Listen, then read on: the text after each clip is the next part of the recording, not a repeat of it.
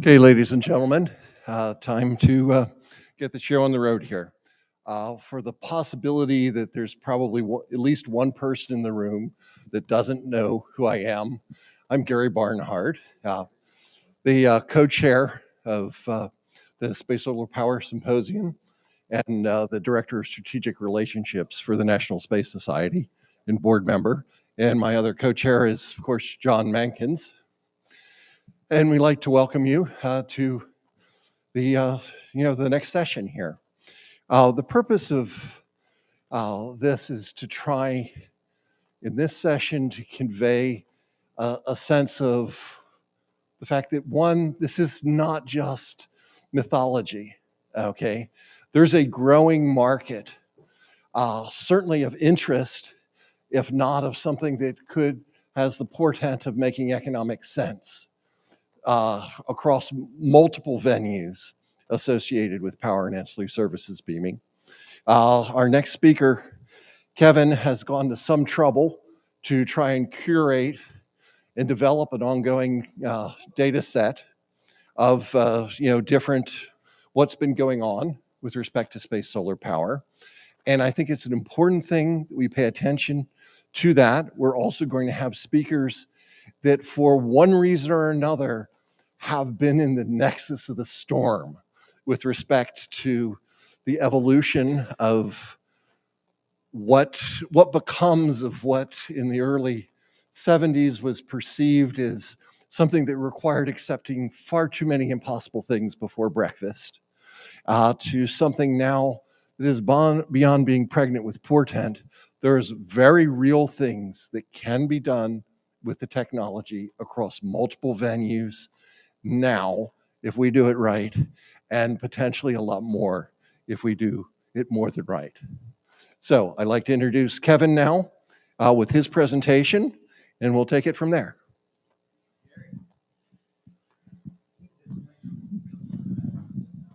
That mic does not work. Okay. All right. No, I'm good. I can take and hold it. All right. Welcome, everybody. Hope you all had a good lunch. As Gary said, I'm going to talk about what's going on in space solar power. I'm not going to drag this on too much because I know all of you are very aware of what's going on in space solar power, but I wanted to give some important context from the energy industry overall as well, since that is really the thing we're trying to push for. So we've seen huge declines since the NASA report back in the 70s, going down 99.8% reduction in the cost of solar since then. And when that plan was produced, there had not been even 1 megawatt of commercial solar on the ground when they proposed putting 300 gigawatts in orbit. We've come a long ways since then. There's a question of just why would we take and put solar panels in space overall? This chart is going to be a little hard to see back there, but the main takeaway is that we get 17% plus of the solar flux using space solar power versus only about 3% terrestrially. Between nighttime, seasons, clouds, and all the other factors that reduce the capacity factor of solar panels on the ground, that same solar panel in space is 6 to 20 times more effective in terms of actual power delivered, depending on your latitude. And in addition to that, space solar power is not only a renewable baseload source, which is almost unprecedented, it has dispatchable peaking power, which has no comparison terrestrially at all. This geographically independent power source can free countries from having large import-exports of energy products and can enable many different technologies to flourish all over the world. Looking at what this would look like in context, Las Vegas, built right next to the Hoover Dam here, consumes about 7 terawatts annually. It has a weird city shape. It actually is that shape. And the Hoover Dam only produces about half as much energy as is actually needed by that city.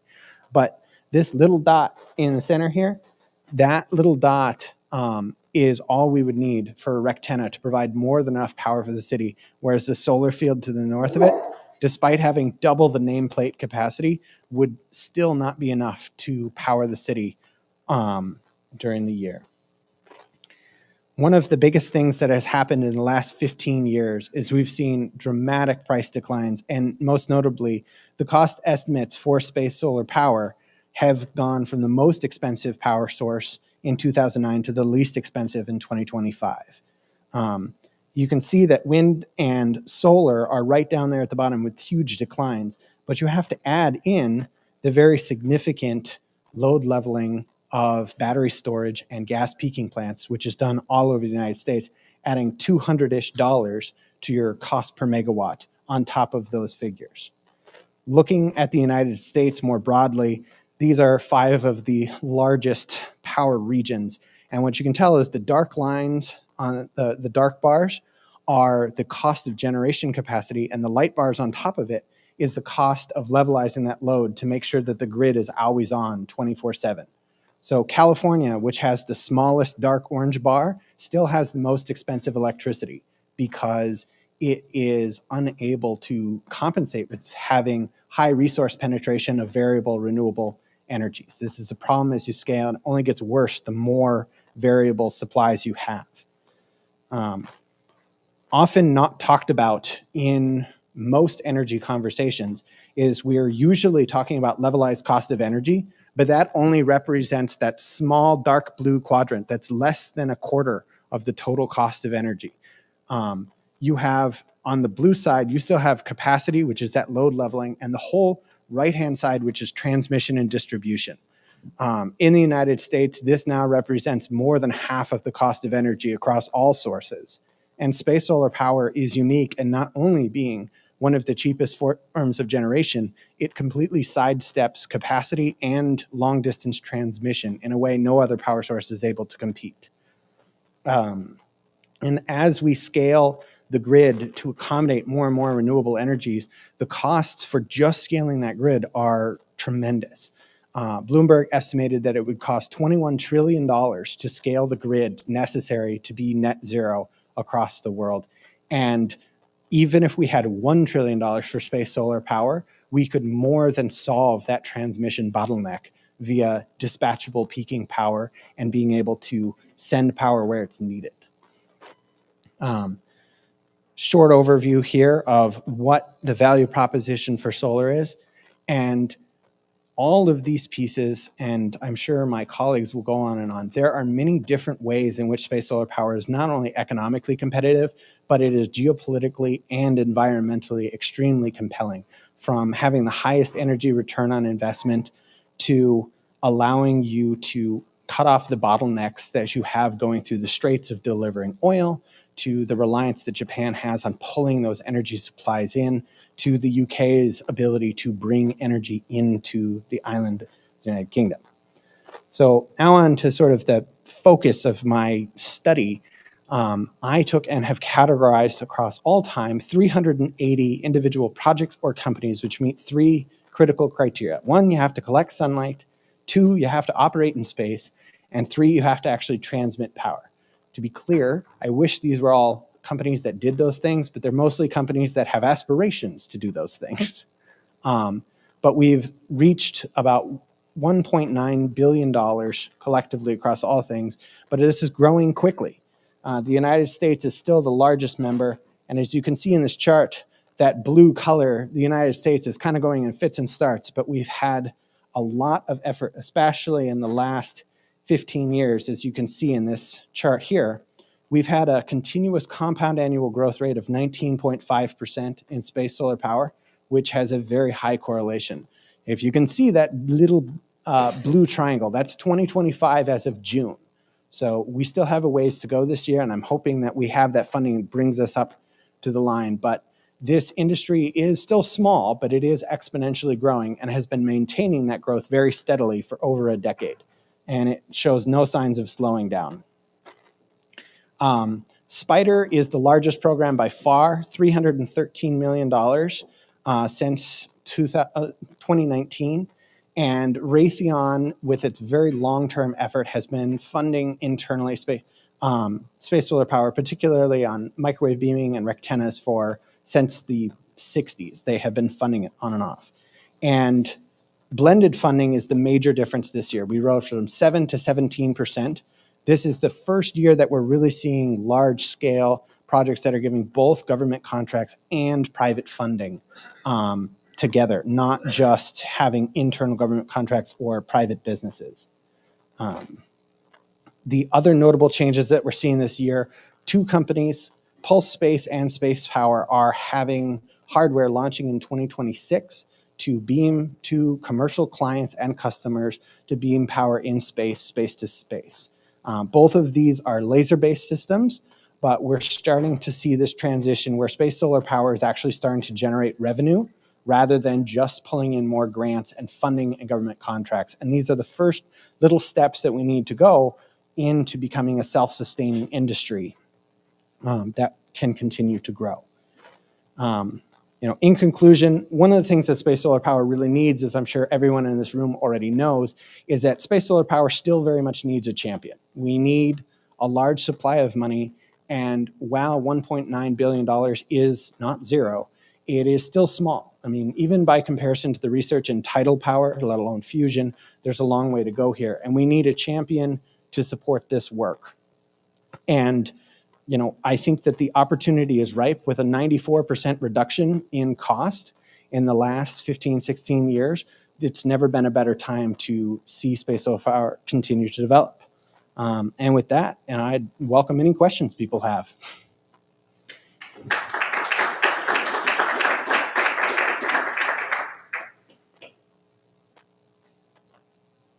Gary? What do you think whether or not it's a white knight or someone with a compelling interest or agenda, what do you think the commercial funding is going to look like, and what do you have an opinion as to what's going to cause it to be extant to fund the next tranche? I think that two answers to your question. One, I think that we have to approach it from both sides, both the sort of incremental approach of improving TRLR, demonstrating systems, and showing that we can provide services people need. And from the other side, this is becoming a technology where if enough money goes into it, we can get a system engineering team together to bring together all the pieces that already exist into an actual system. In terms of which player do I think is most likely to do that, I think that you have large sort of environmental investment funds that may be something like Breakthrough Energy, or you're going to have energy utilities take on this larger investment scaling. And both of those sponsors of the project, I think, are just waiting for any of these companies that are being talked about today to really show that they're more than just a demonstration or just a brochure. And as soon as that happens, I think we'll get this sort of cascading effect of once it's real, it's going to become a race to see who is the first mover.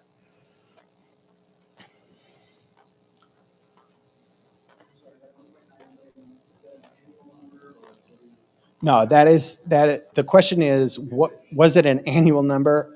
No, it is the cumulative number in 2025 dollars. For all of history, pretty much starting with major funding in the late 70s.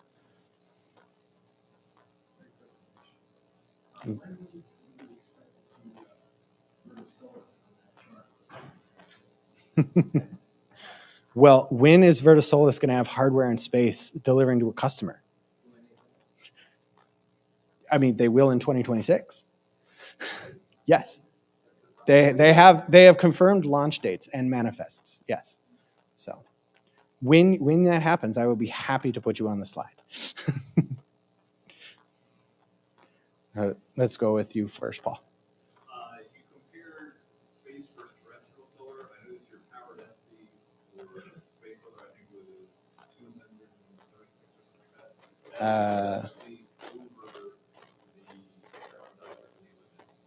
like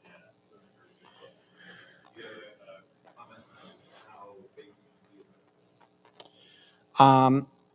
I don't have a direct comment on it. My understanding is that this would be a restricted site in the same way that you have with cell towers. So it wouldn't be an open access, and it would require some level, as you said earlier, of having the protection of knowing within this barrier there is no open foot traffic. So I think that it would be a restricted item in order to get those kind of densities, but that without that kind of density, it isn't really viable as a power source. What was your question? Scott. Considering those commercial entities considering space power arrays in cislunar space, has there been any discussion of co-locating communication services with those entities? Yes, and I think Gary will speak to that extensively. Nikolai. So you highlighted the dispatchability aspect, and can you speak a little bit about what that does in terms of that balance between keeping costs and those costs to bring those together? Yeah. What's that relationship? So, in general, peaking costs are at a significant premium over baseload because they're only for a small time. So in order to amortize their capital costs, which are the same, you can see I have natural gas on here and natural gas peaking plants. They're fundamentally the same fuel, same capital cost, but one of them is only running part of the time. And that's why the price is 2 to 3 times higher. And that service is as a premium to the baseload market. And until now, there is no ability to have dispatchable peaking power. That's not something anything else can do. The closest comparison would be liquid natural gas and shipping it in, but there really is no comparison. The wheeling distance, which is how far you can string a power line from your power source and still economically move power along it, is about 400 miles. After that, you're losing half the power that you put into the power line. So there is real limits on how far you can move power around, and that's why peaking plants are necessary. When you have space solar power, which could, take and power the eastern seaboard and then also Europe, or go from Europe to Africa, that kind of ability to switch opens up a completely new market, which is untapped as of yet. Yes. We've been focusing on the power density for human exposure, but with environmentalists creating problems for everybody. Is there a similar number for some sort of desert toad or something? We have to limit it for environmental. So I'm sure there will be more environmental studies on this. I would really like if they were after we had V1 developed, but realistically, 240 watts per meter is still about a quarter of noonday sunlight. So by comparison to the sunlight, it's like walking out of the shade into the sun. There is nothing about this that's going to fry anything. If anything, it's going to be a slightly warm place where more animals are going to want to be. But it's non-ionizing. It's the same frequency as we have in Wi-Fi and cellular communications that are going all over the place. And the intensity of it is less than sunlight. So I don't think for a strictly environmental thing, there is any clear reasons that's not possible, but I'm sure there will be studies to further prove that statement. Yeah, I think we'll do the last question. Cool. Well, thank you very much, Kevin.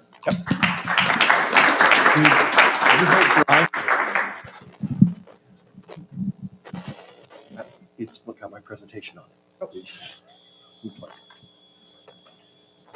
There you go. System driving, bring that up. Is it in the same space on the Yeah.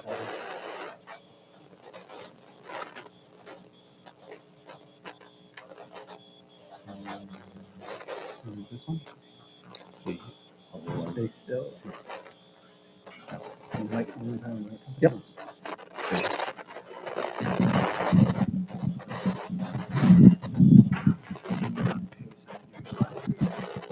Actually, if you can drive, that'd be great.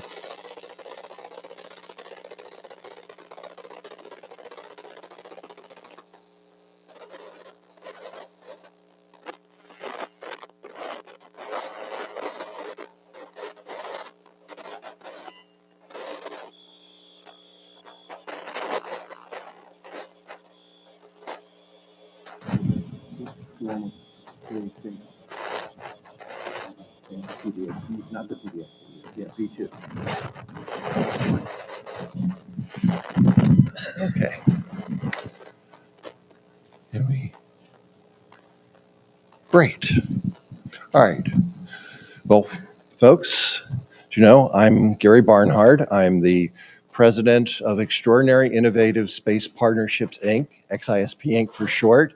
It was a name that was chosen that no one could have ever possibly filed for it before, because NASA had a solicitation requirement that you had, in order to apply for the solicitation, you had to be able to disclose every company your entity had ever done business with in the history of your company.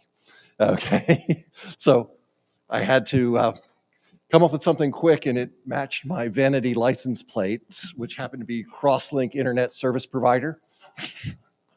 So go figure. The talk that I want to give today is on something we've called the Lunar Power and Light Company. Is subtitled A Bridge to Realizing the Value of Other Transactional Authority for Fostering Public-Private Partnerships.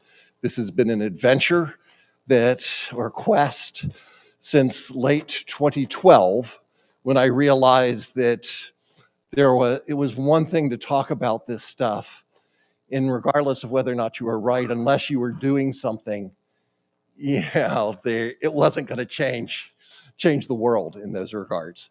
What is XISP Inc.? It's a virtual enterprise headquartered in Cabin John. It focuses on the creation of cislunar, what we call technology development, demonstration, and deployment missions. The notion is that you want to be able to find a way to get a bunch of intellectual property that for one reason or another is stranded on the wrong side of the technology development valley of death, and find a way to curate it, figure out who thinks they own what constitutes the public domain. And the intellectual conceit is that you can take that and to find some number of missions where for each increment of resources you put into it, you can get something out of demonstrable value that one or more other missions will actually use and hopefully end up helping to pay for.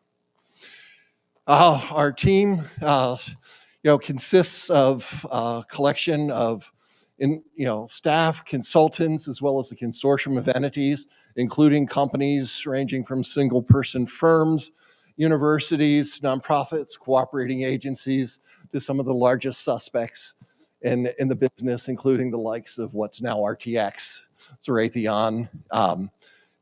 So there's been some significant players, also including ANSYS AGI, amongst others.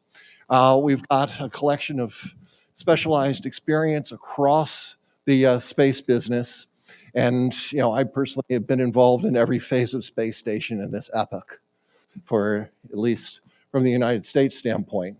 Our near time, is it on time?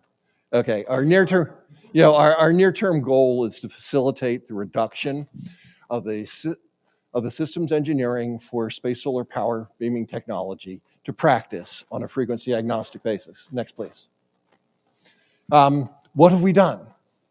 One, we came up with a model. We call it, the traditional wisdom is if you want to understand a business, you follow the money. And in the realm of TD cubed missions, that's grossly insufficient. You need to follow the resources, because many times those resources are much more valuable than any cash that exchanges hands, particularly in the early days. We went through and did something that at the time I was sufficiently ignorant that I didn't realize how unusual it was.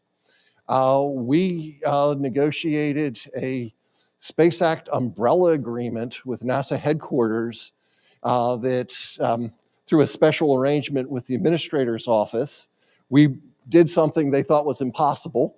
And so they responded by offering something that they hadn't even considered that they could do. It was an interesting notion, and this was through the use of other transactional authority. Starts off as a base agreement that was no exchange of funds, but it allowed government resources in terms of facilities, hardware, software, and labor to be put towards a mission, as well as commercial entities to do the same. And it also explicitly allowed for funding overlays should the government or should some number of commercial entities wish to add additional milestones to the mission development work or accelerate them. And NASA chose to make it applicable to every NASA center, not just the original sponsoring one. So the bottom line is that, what we've done is since our founding in the end of 2012, XISP Inc. has invested more than $4 million US cash and in kind in the, in the XISP Inc. consortium TDQ mission development. I'm a firm believer in putting my money where my mouth is, and this is what we've done. Next. These are the core missions. Turns out in terms of the research work that I've been involved in, it starts off with n-dimensional interactions problems, which in the contemporary parlance is often referred to as management operations control architectures. Basically, it's how you build near real-time state models for complex systems of systems and make it computationally tractable, where you can propagate constraints faster than the problem space is changing and within your ability to posit a solution space that's within the computational resources that you can field to do it. What we discovered with this Venn diagram is it really didn't matter which piece of the elephant you grab first. Any traction that you can make a difference. Next, please. And this is what we refer to as the arcs of opportunity slide. And what it's basically laying out is that you've got multiple venues, starting with ground testing in space test beds in low Earth orbit that lead to space-to-space capabilities, surface-to-surface capabilities on the moon, the potential for space to the lunar surface or asteroidal surfaces, and last but not least, space to Earth. These constitute flows of data, flows of energy, flows of mass, and it's the orchestration of these flows that forms the context for what it will take to make space solar power writ large on a space to Earth angle to happen, as well as the precursors. Next slide, please. This is an example of the heresy that we came up with in terms of a ISS transmitter. When we started, the answer with respect to NASA involvement and even any sort of technology demonstration of power beaming wasn't just no, it was hell no. Okay, and we turned that around 180 degrees, much to the bemusement of the associate administrator, Bill, Gerstenmaier at the time, who conceded the point and wrote a lovely letter saying that, yeah, not only is this stuff interesting, but we actually need it and it fits within the portfolio and NASA should be spending money on it. And they actually did put it in the budget for 2015 and 2016 due to very peculiar circumstances with respect to how NASA Glenn's budget was handled that year.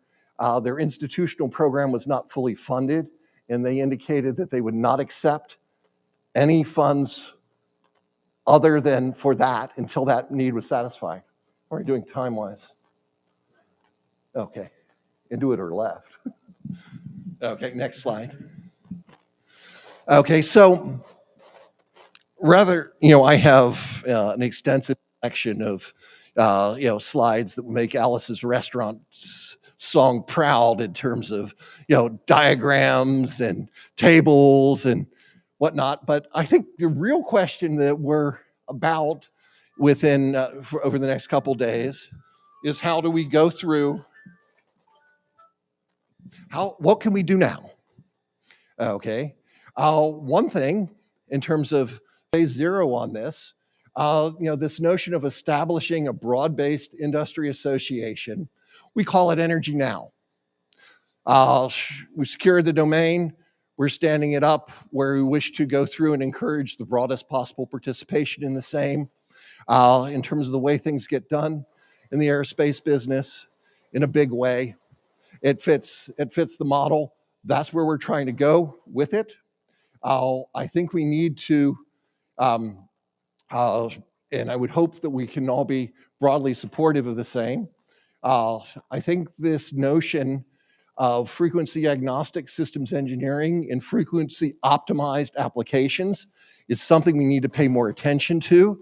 The specific thing that we can do in the comparative near term is support the rolling COTS testing of the various technologies, ranging from induction, microwave, millimeter wave, infrared, and up through optical wavelengths, both for transmission, reception, and retroreflection capabilities. The DARPA activities associated with Power 1 and now the Power 2 solicitation absolutely fit into that mold. We need to, meet that and exceed it with respect to the commercial involvement in the same. Establishing, consensus standards for power and data streams. We're going to be hearing Scott Johnson talking about that, in more detail. That I believe is going to be a critical part because you don't have power beaming if you don't have ancillary services. You got to control the stuff. You have to know where things are, and you have to know what time it is, for God's sakes. Okay. There's a whole range of ways of enhancing what we've done with respect to the technology in terms of adaptive technology support. I've had multiple universities, approximately 10 different ones, indicate that they'd love to be working on these approaches. Implementing the resources model. There's this notion that you can, building on reflector array technology, that you could go through and add in a rectenna layer. Interesting possibility. Spectrum allocation. We talk a lot about it. We say, gosh, gee, it's a problem. We're turning in an application, as a soon-to-be joined member of the ITU. It turns out it's not applicable for the lunar stuff directly because the sphere of influence of the ITU is nominally 100,000 kilometers, from the surface of the Earth. But the reality of the situation is the same process that you go through to do an experimental application that has to go up through the ITU, you have to do with NASA. And we have experience working with them in actually getting government. We got 4 different experimental licenses within 18 months in government allocated frequencies. And if you've ever had to tilt at this that particular whale, it's extraordinary. And NASA came through in an amazingly straightforward manner. I called them up, the person that was responsible, and I explained to them exactly what we were trying to do, how we were trying to do it, what our degrees of freedom are, and asked them what the pathway was to yes. And they said, Mr. Barnhart, you obviously don't understand how this process works. It's borderline, if not absolutely adversarial. Okay, how in the hell are we supposed to deal with you? Okay, we have to at least try and be as cooperative as you are, and it worked. And our Space Squared is really how you go through and build, not just piecewise element state models, but end-to-end, state models of the entire process. Next slide, please. The next layer past this is this notion, if you want to do something with the tech, why don't you find ways of coming up with flight qualifiable, modular, repackageable, and deployable powered ancillary services beaming kits. You want to run it across as many technologies as you can. You don't want to reinvent the wheel. You want to buy whatever you can that's available and run it through the bake-offs necessary to drive up the TRL on all of it. Again, you see there's a pattern here with respect to this. And taking it to the next level, please. Okay, you can go through. We have this piece of infrastructure on orbit called the International Space Station, which has actually an oversized electrical power system in terms of the base infrastructure that was built into it. It was originally designed for a 400 kW, max load, and we haven't had anything close to that so far. So there's some interesting possibilities there. But even before we get to that, being able to adapt it for use as a technology development, demonstration, and deployment mission in support of the commercial dysphoria is an interesting thing that becomes tractable. And we can make use of pressurized logistics carriers, for example, repurposing them, and then commercial follow-ons the same. Next slide, please. And that's this is surface to surface. Part of the reason why I put this up the way that I did is you may notice there's a pattern here. It turns out, it's just grabbing the elephant from a different, a different piece. Okay, and if we go through and we follow this, we can build on the work. And that's why I think it's important to look at this across multiple venues. Next slide, please. And this is, when, the pretty pictures, the notion is you have a robotically compatible deployable kit that you can, add to a pressurized logistics carrier after it's finished its primary mission. You go and attach the deployable kit. It goes out, formation flying or co-orbiting with the station for some number of cycles. You've got a superb microgravity environment, and you bring it, back to the station for down mass as appropriate. Next slide, please. This is something that the folks from Raytheon and I worked on. Interestingly enough, we don't tell you what frequency it is. We don't tell you what's been tested or not. But if you took a curious piece of equipment that happened to be sitting on a workbench, in Albuquerque, I believe, and changed the color of paint in the decals, you can go off and do this, and the numbers work. Okay, the point is it's totally unoptimized, but you could go and repackage the equipment, and it seems that it's no surprise now in W-band, if something is cold, it really likes it. Okay, so this is another way. This is envisioning a payload for Eclipse lander, and there's a lot more of these opportunities emerging. Next slide. This is Tux, which the notion is when you can get your colleagues to listen to you talk about something that you're working on, that's one bar. When they're willing to be a technical tough room, that's a higher bar. But when you can take it to the point where you can drive what you're working on up on stage and say, this is what we've really done, this is the problems we know about, this is what we need to fix, okay, to have it be able to perform the function. We did that. That was a beast that was made initially for undersea manganese nodule harvesting as a prototype, working with Penguin Automated Systems on that one. Next slide. This is Water Witch as a part of the commercial lunar propellant study that was hosted a number of years back, with ULA and company. I found myself listening to the scientists prattle on about digging. It occurred to me perhaps they had never done a thing like that in their life. Okay, so I went and found a COTS Ditch Witch blade, a what amounts to being a benefaction auger for how you upgrade low-grade coal by putting it in the auger and bombarding it with microwaves to drive the volatiles out. And oh, by the way, it arcs like crazy. So it takes the sharp edges of what you're working with because of the high metal content. And that's the transport or mobility platform. It's not a cartoon. That was built as part of a $500 million plus Inconel terrestrial robotics mining project that Dr. Greg Baden was responsible for. And the fact that you could do a condenser hood and contain volatiles is not exactly new tech. Next slide, please. And we've got to figure out, it's an end-to-end integrated systems, folks.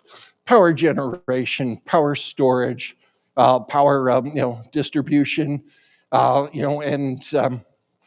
transmission and distribution, and how it is you're going to manage the loads. So you've got to do the end-to-end thing to make that work. Next slide. This is the so-called OV1 slide, if you can forgive me, for the Space Squared project.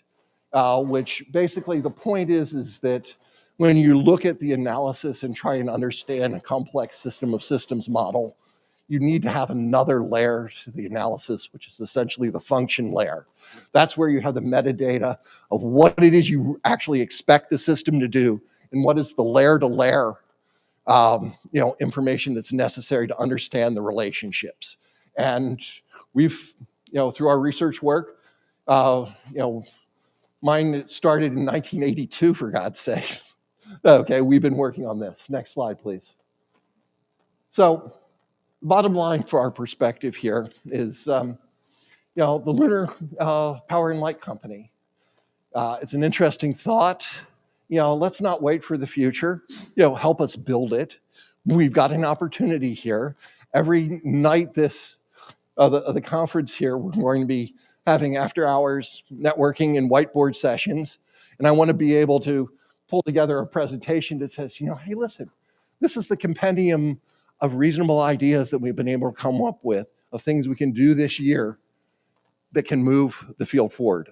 Thank you very much. I don't know where we are time.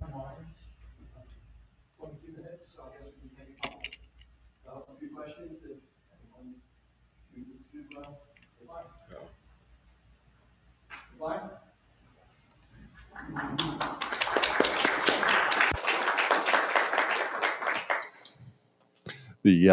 An interesting anecdote in those regards. I delivered a version of this presentation thanks to the intercession of, I guess, Paul and Avi Bar-Cohen to the Directed Energy Society. And I explained to them what we were trying to do. And I said, listen, I'm an engineer dealing, with low power stuff. If you can imagine a pragmatic robotic space systems engineer is not an oxymoron. I'm arguably the embodiment of the same. Am I all wet?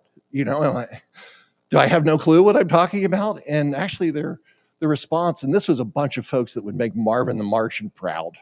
Okay, they make death rays for a living, for God's sakes. And their response was, yeah, actually, the physics is reasonable. And this notion of low power density uses for such things, this is something we need to pay more attention to, okay, because we can actually use the stuff then. And you'll be able to gain operational experience with it. So there's real things that can be done here across folks that you wouldn't necessarily realize would want to be in the same conversation with you. Sir. Gary, I know over the years you've tried many times in many ways to engage with NASA. You've had some successes and some unsuccesses. Where does that stand now? Is there still anything that's active or? It's an interesting deal. Okay, what I've been informed, after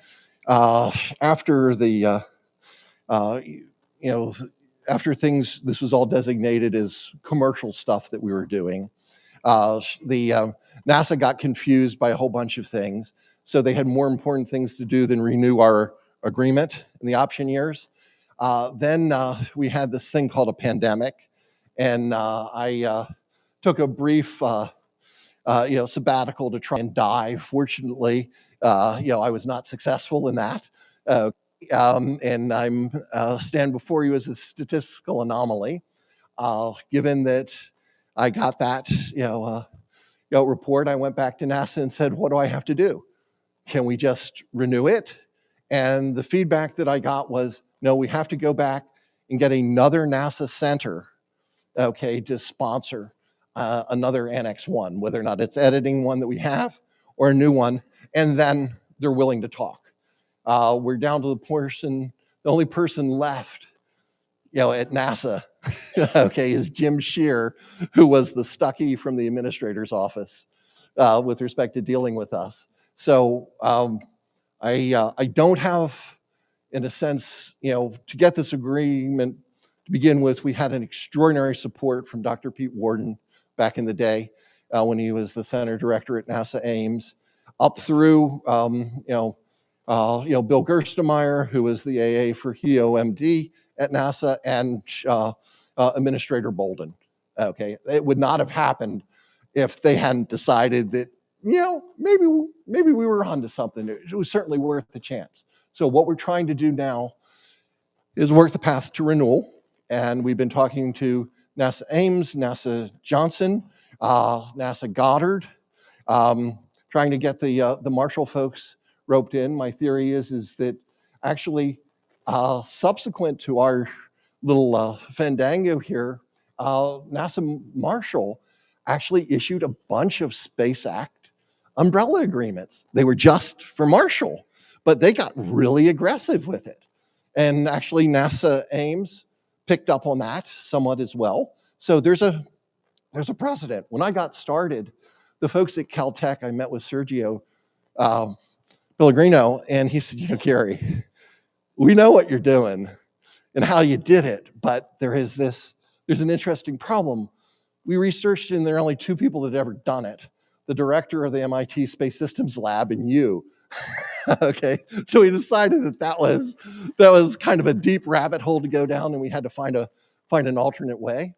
So the challenge is, can we go through and motivate a group of younger people and a collection of graybeards, which I guess I'm clearly in that category now, to go and breathe life into this? It's an example whose time has come, I would argue, to be able to make coordination, cooperation, collaboration, and allow for competition in a manner that can work for a whole range of different entities. Questions? Yes. Can we go back to the lunar village model? Okay, so this diagram, or this artist's conception I see here, looks to be showing magnifying transmitters, which suggests some RF beaming. Just a point of order, if that was actually the technology that was being used, the Regulus itself would be the conductor and not a free space. But I'm under the impression that this is going to be an optical beaming. Actually, it turns out when you're looking at, that's why we make the argument this should be frequency agnostic, because it turns out, particularly in short distances, the microwave stuff, and millimeter wave stuff gets some very nice numbers, okay, and it is an easier reach than a lot of the optical stuff. Okay, so the idea is we don't want to be prescriptive. We want to use the best available tech that can be packaged to the job. And what this is actually, it's a composite of a number of slides that are originated from a NASA study that I've long since lost the provenance of it, okay? And we've just added in additional pieces. And the point was that there's multiple technologies there that need to be considered. Okay? All right, time-wise, we're done? All right, okay, we can do one last question. Okay, well, thank you all. Oh, okay.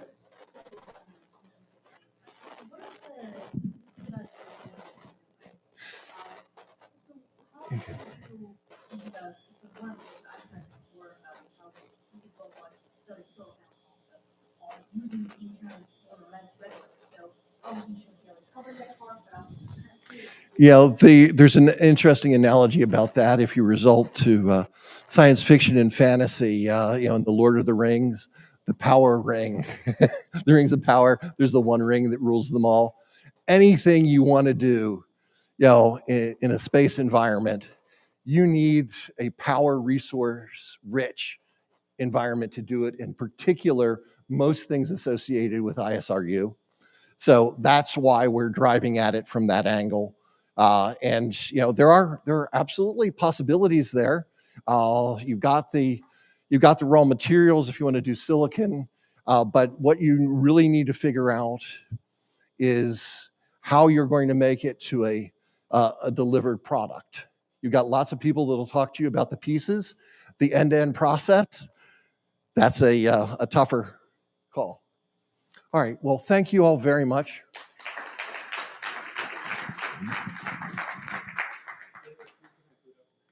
That's what I'm calling for right now.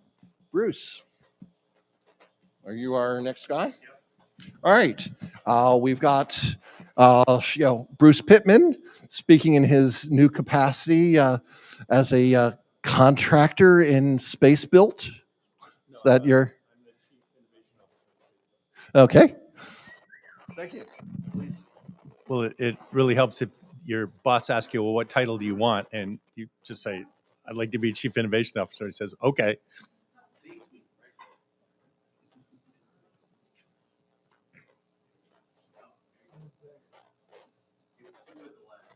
Yeah. There we go. Okay, great. Thank you.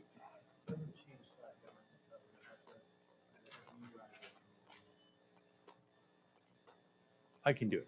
Yeah. Okay, so what we're going to talk about is something that's been near and dear to my heart for like forever, and that's on-orbit assembly. So I'm going to take us down a little trip down memory lane here. For some of you, this will be old hat. For some of you, this might be new.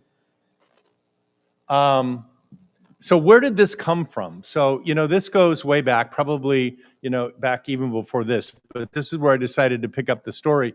So down there in the bottom, the guy on the left there, that's Wernher von Braun. The guy, the second from the right, that's Walt Disney. So you say, what the heck do Wernher von Braun and Walt Disney have to do with each other? Well, they were both big advocates for space. The guy next to Wernher von Braun, between the two, that's Willy Ley. And he was an artist and a futurist and all that. And the guy on the right is Heinz Heiber, and he was one of the guys with von Braun at Peenemünde. So what happened here was von Braun and Ley wrote a book called Outer Space, and basically they were looking at what could happen. They had developed the V2 in World War II. Some unfortunate, consequences of that. But the idea of how do you take your swords and, turn it into plowshares? How do you turn a weapon of destruction and war into something that that could benefit mankind? So on the bottom there, that pointy thing, that was ideas of von Braun's idea of a step rocket.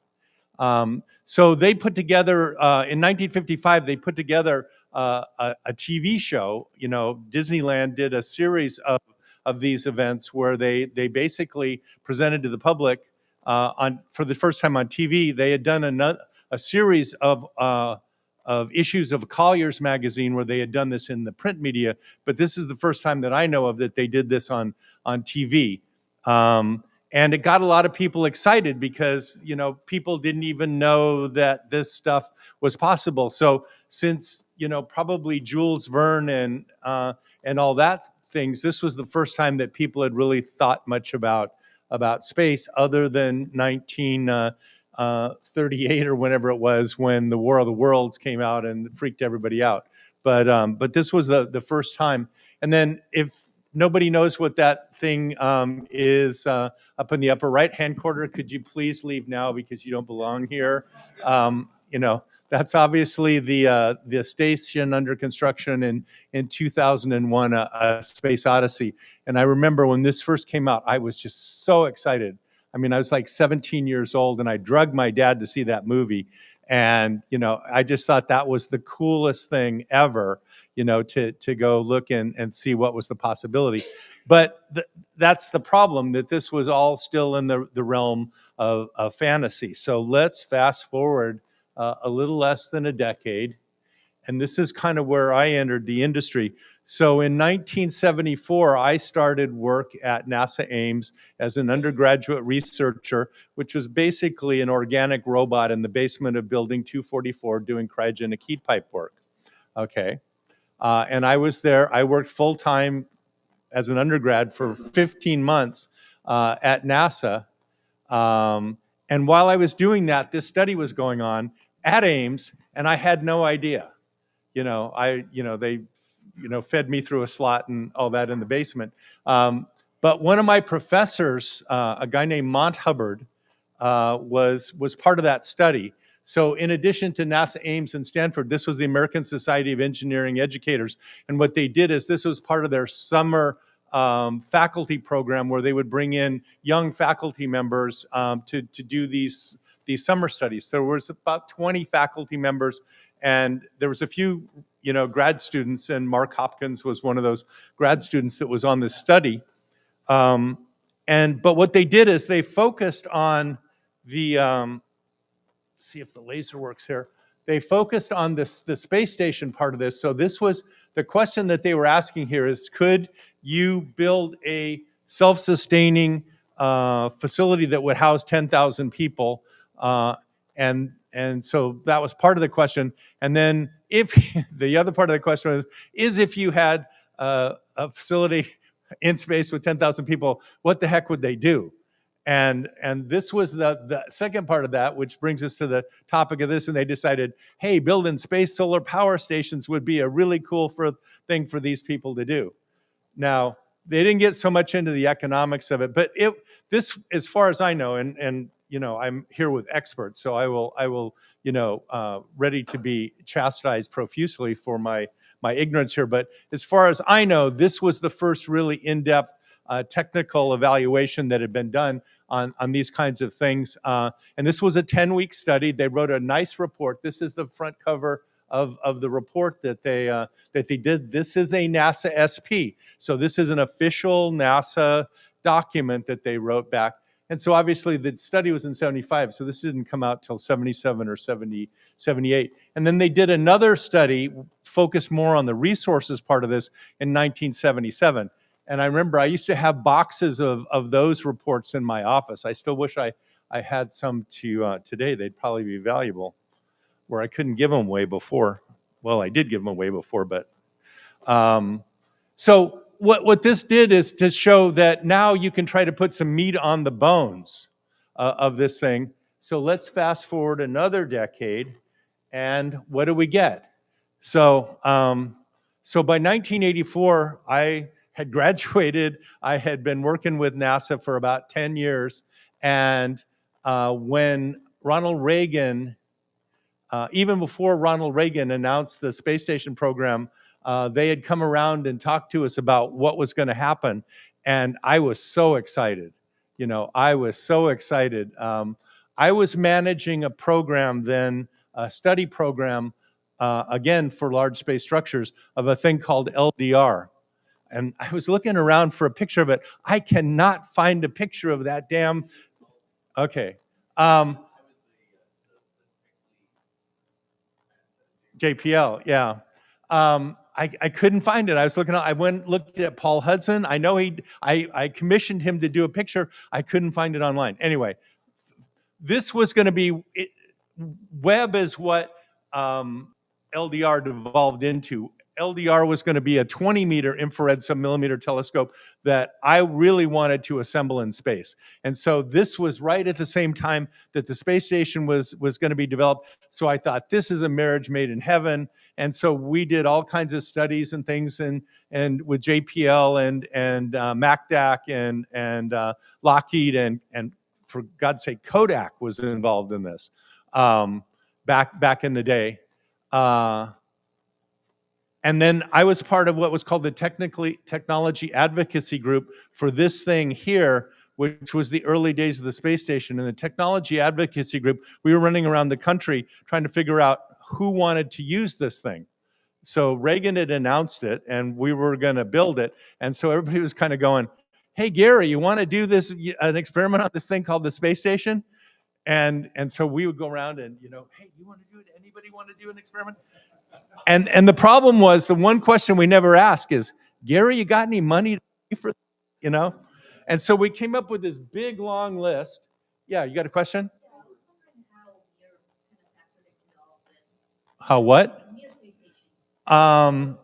This was before Mir, I think, wasn't it? Yeah. Yeah. So, but you're right. They're in the same general time frame. Although, I mean, obviously, Mir was a much smaller thing than what we were planning here. Now, if you take this and compare it to this, we threw a lot of stuff overboard here. Remember, look here, that's solar dynamic. These are solar dynamic things. So it wasn't photovoltaic. They were looking at solar dynamic. they were going to do a power tower, and we were going to do on-orbit assembly, and we were going to do all this stuff. And all that stuff got thrown overboard. Oh, and this is also going to have like 4 polar platforms and da. And we were going to launch from the shuttle from Vandenberg and all kinds of great and wonderful things. And that all went bye-bye. But again, it got people thinking about what could you do things in space. The other thing I wanted to give a shout out was to Langley. In the same time frame, in the early 80s, Langley every year held a conference on large space structures. And it was a really good conference. There was some really good idea. And I always thought that geo platforms made a whole lot of sense rather than having individual satellites there. And I'm going to come back to that in a minute, because when I get to my company and what the heck we're doing, we're kind of trying to go back to that a little bit. So let's fast forward again. The space shuttle. So, we've talked a lot about how do you get stuff to space. So all the time I was with NASA, I didn't really have anything to do with manned spaceflight. I was all doing planetary exploration and astronomy and stuff like that, but I didn't really have anything. I mean, I watched it. I remember seeing the first shuttle launch from our conference room. But when I left NASA in '85, one of the things I did was I started working with some of the people that had worked with me on the LDR on a thing called SpaceHab. And the SpaceHab was basically what's called a mid-deck augmentation module. So again, this isn't basically a large space structure, but it's a fairly good-sized structure and stuff like that. And this goes inside the cargo bay. But again, this got me thinking about human spaceflight and all that. So this is through the airlock here, and so you can go through, and there's a pathway here. And this actually flew 17 times on the space shuttle. Unfortunately, when the Columbia re-entered, it basically burned up the double module and pretty much did in SpaceHab. And then SpaceHab did in itself by what they did is that they decided that in order to get well, they would sue their one and only customer, which was NASA. So they did, and you can imagine how that worked out. So that didn't work out too good. So let's fast forward now to satellites. So this is what I want to talk about now, is the tyranny of the rocket fairing and why on-orbit assembly is such a thing. This is Intelsat 29E, and this is a case study. So just to give you an example, this is an Ariane 5 launch shroud, and this is this thing all folded up. This is the thing expanded, and that's 44 meters from one end to the other. So this is a big bird. So this launched in 2016 successfully, and then in 2019 it died, and it cost Intelsat $378 million, and it was not insured. Yeah, and so that's an oh shoot.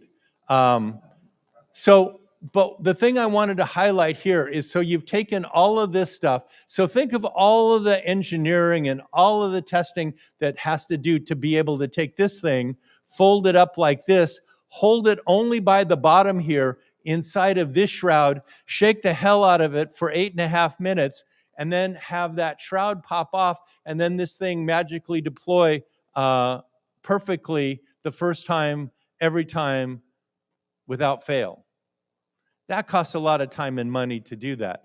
So at my company, we said, this is stupid.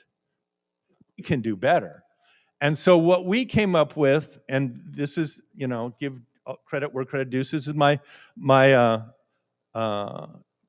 co-founder of the company was Dennis Wingo, and he had come up with this idea of on-orbit assembly, and he had actually filed some patents, like, on this stuff, which was pretty cool.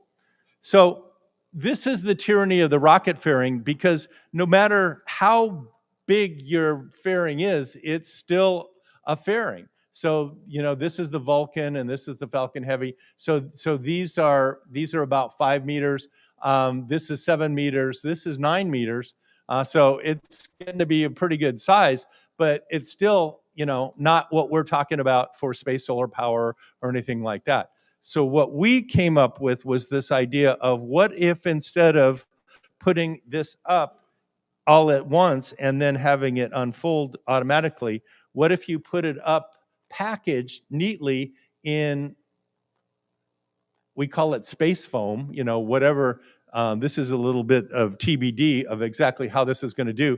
But basically, you don't want to get, as a mechanical engineer, one of the things you really want to try to avoid is what's called coupled loads, where you basically have things that are mechanically connected together, and then you shake one end of it, and then you get resonances at the other end, and really bad things happen when that happens. We could have some talk over beers about why the Scotty stick was not a good idea. So this shows you our star port inside the Starship. And so the idea was, and then you can get probably up to a dozen of our satellites, what we call Starcraft, inside this starport. And then I'll show you some pictures of how this works. And then it's robotically assembled. So this shows you the star port, and then this shows you one of the star craft that's starting to be developed. And so what this is these are one of the payloads that go onto it. This shows you what the whole thing looks like. And then so we have transmitters, we have radiators, and this whole thing. But let me give you another picture here, gives you a little easier to see, is that our thruster pods are out on the end here. And what we've come up with is, one of the things that we patented is a way to be able to replace those thruster pods without having to transfer any fluids or any high pressure gases. So this is just a mechanical and electrical connection between the spacecraft and the propulsion system. And then we can robotically change that. And so this has 6 payload slots here, and you can mix them and match them. You can have them all be the same if you're doing a geostationary satellite. If you want to do, laser comm, and I'm going to talk more about laser comm in a minute. If you want to do RF, if you want to do remote sensing, anything that you can do. One of the things we're looking right now is flying a high-powered ground penetrating radar for certain government agencies. This is a 14 kilowatt bird, so this is not a small thing. And then all of the subsystems in here are basically interchangeable, and I'm going to show you how we do that. I'm going to go in a little bit of different order here. So this is basically the thing that makes this work. This is what's called an ISSI, an Integrated Space System Interface. We sourced this from IBOS GmbH in Germany. We flew this. This is Vanderhoff, astronaut Vanderhoff on the ISS. This is getting ready to go into the Kibo airlock. We spent 9 months outside of the ISS on the Kibo, operating this thing here. This will do not only a mechanical connector, so this is what's called androgynous. Both sides are the same, so one side can hook to the other and vice versa. This has power pins that will transfer 5 kilowatts of power, and then this is a CAN bus that will transfer a gigabit per second of optically coupled Ethernet. And it's got some CAN buses up here and all that kind of thing.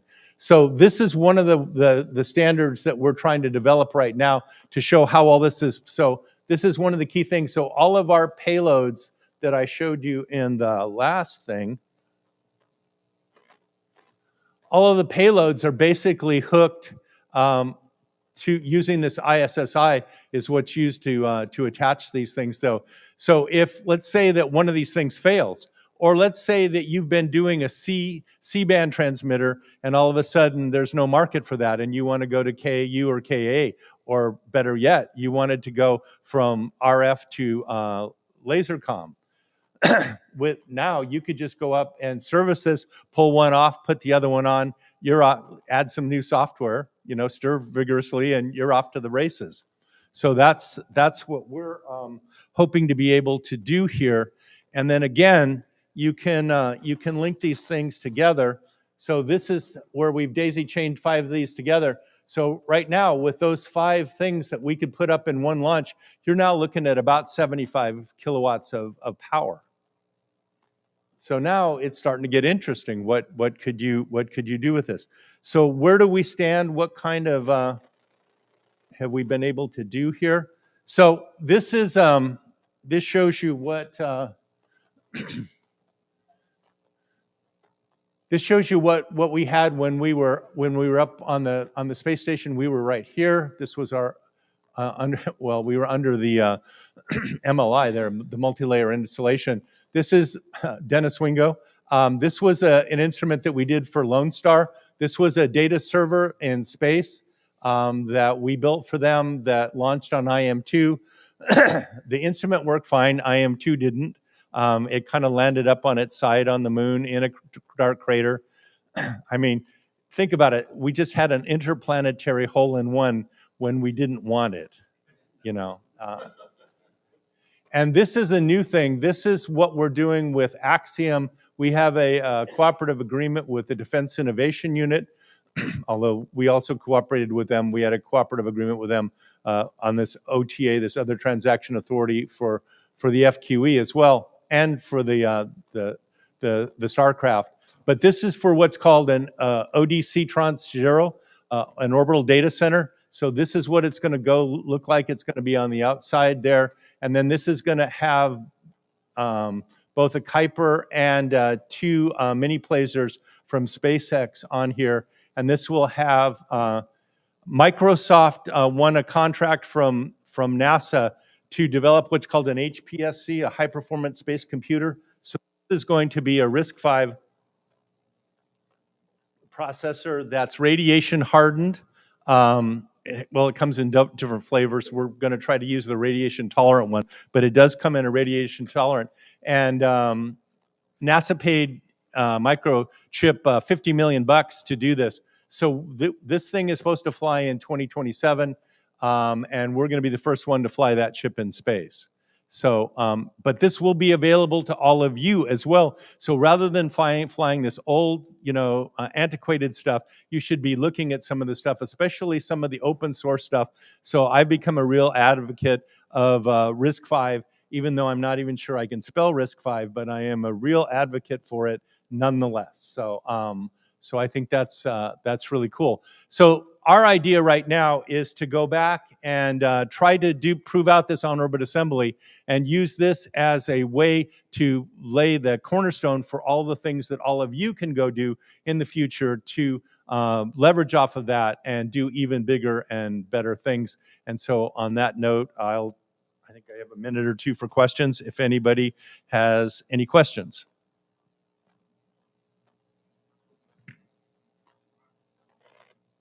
If not,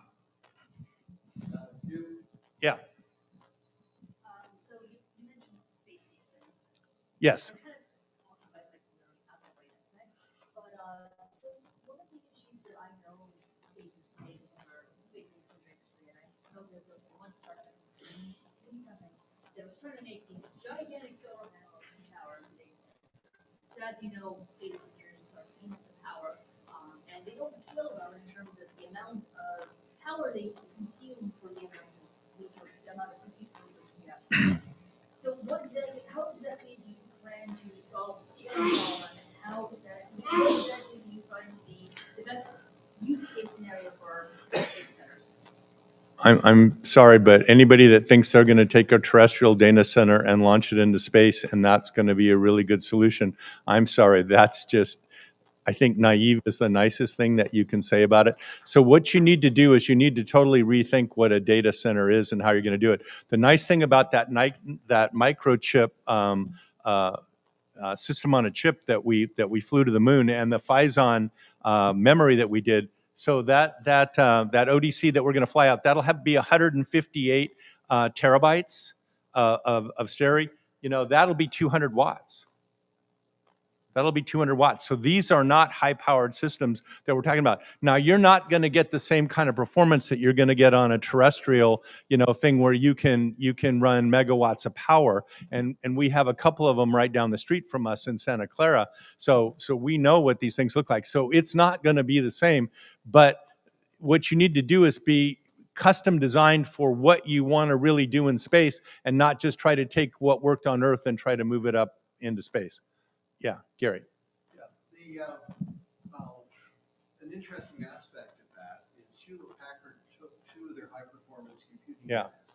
units, flew them on station, and the only two events they had weren't radiation single event failures. They were astronauts turning the thing off accidentally. Okay. Yeah, we So talked to those people, So yeah. there's a spectrum between, between what you go off and do to chase as many nines as you can dream up with respect to the equipment in terms of making it inbred, to the opposite of the spectrum of being able to use COTS equipment. But where you land on that really is, as you alluded to, being driven by who you're serving. And what the customer wants and needs. Right. And if what you're talking about is a move towards the virtualization of functions and dynamically allocatable communication resources, that's a market that's in that middle. Yeah. Okay. And so that's more of a comment than a question, but it's something that's directly germane to what you're trying to do. Yep, in the back there. Yeah, I was just wondering, kind of what domain are you trying to operate terabyte class servers up there?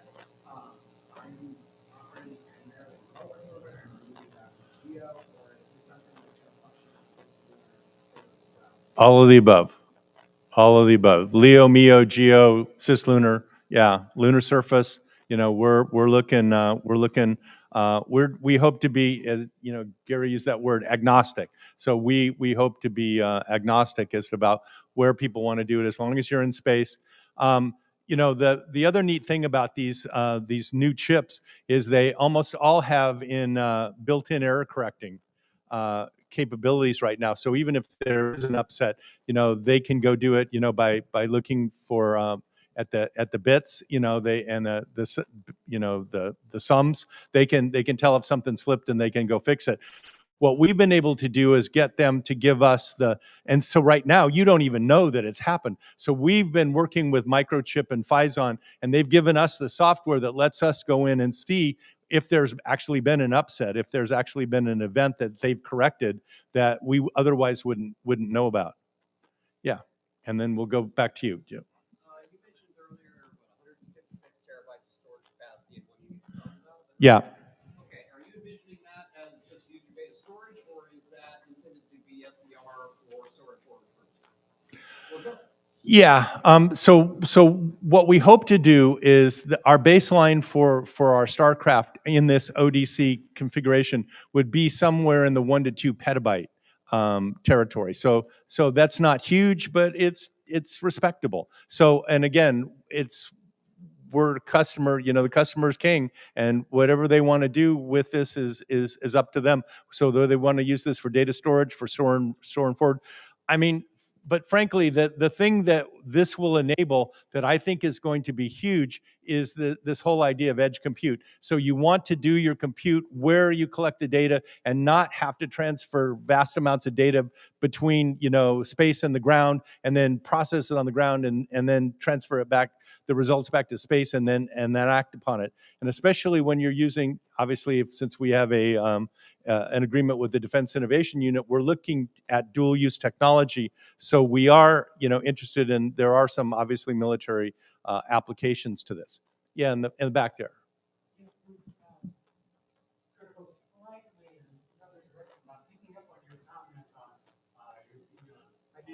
I didn't even recognize you, Dave.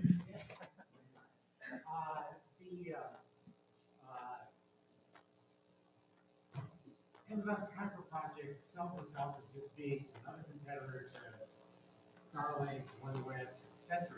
But I cannot believe Amazon having a complete constellation up there, and them and AWS guys are nobody.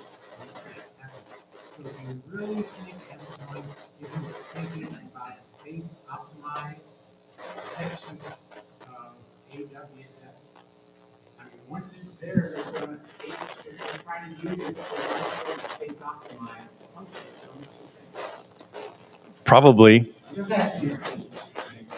Yeah, I mean, you know, if you'd want to try to figure out what these guys are thinking, you know, good luck. I think the only thing that we could do, and you know, one of the reasons I picked my job title is, I think the only solution you got to out innovate them. Is by the time they catch on to what the heck you're doing and how you're doing it, you're on to the next thing. So. And the other part of this is, if we're right about this, this will be a huge market. And so it's not like there's going to be only room for one or two players. We think there will be room for multiple players.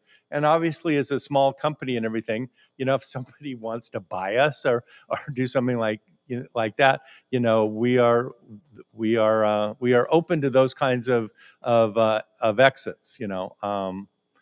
So anyway, it's going to be exciting. I just wanted to share with you guys some of the things that we're thinking about, and how you know, what the future I think holds out there. Give you some perspective on the past. I don't know what the future is going to look like, but I can guarantee you that the next 50 years are not going to look anything like the last 50 years. And all I can say to that is thank God. Anyway, thank you.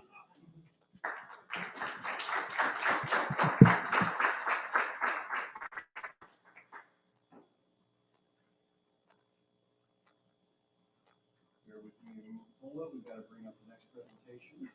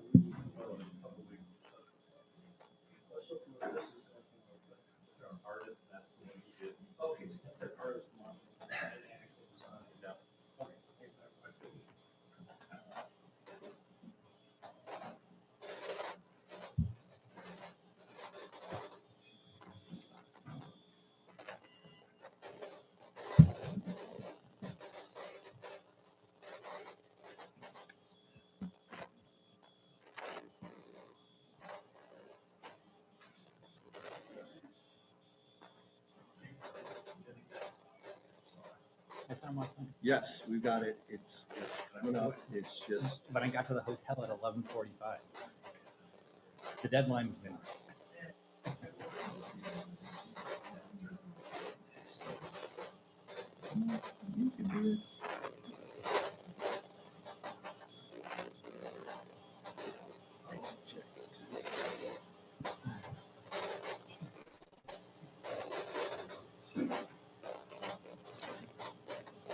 So as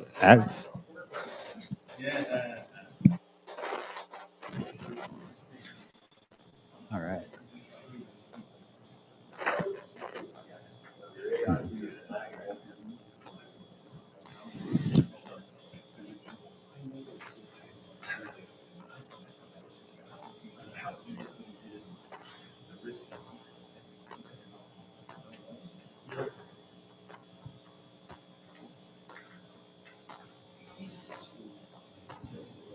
All right. So as we're getting this up, I'm going to introduce and tell you guys a little something.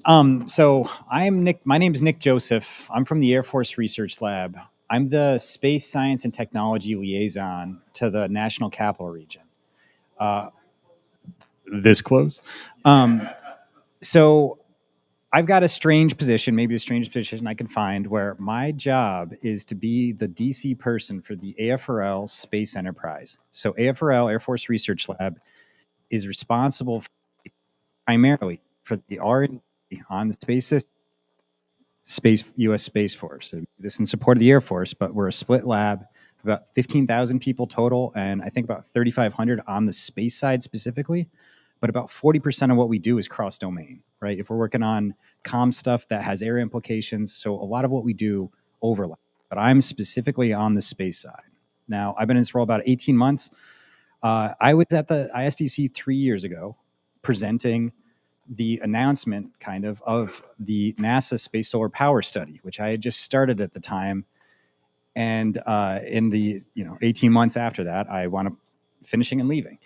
And it's space solar power is something that I've been pushing around for about a decade, and it's been in fits and starts. And this is probably the most exciting last 6 months that I've ever seen, for a lot of reasons. But there's more energy in different directions than I've ever seen going on right now. Now, the reason I went to AFRL and Space Force is because of this project that I'm going to talk about. It's called SPIDER. And when I looked across the companies and different government organizations at the time, SPIDER stood out to me as one of the most significant projects going on in the U.S. government. So I'm a government guy. I've been one for like 10 years.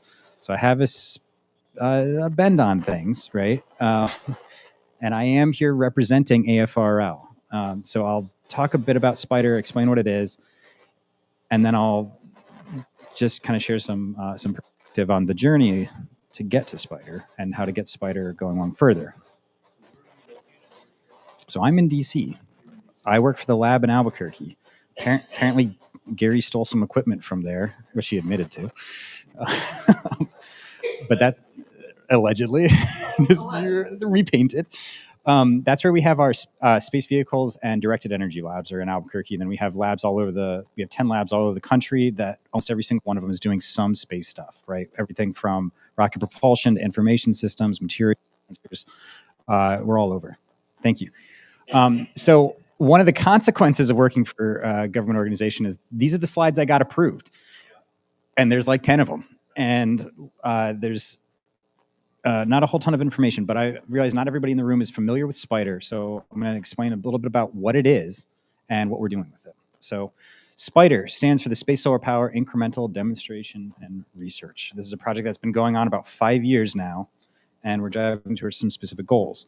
It was started under an acceptance of the premise that space solar power offers unique advantages, capabilities, and challenges worthwhile for the lab to explore as developing a capability potentially for the, at the time it was the Air Force, but now the Space Force.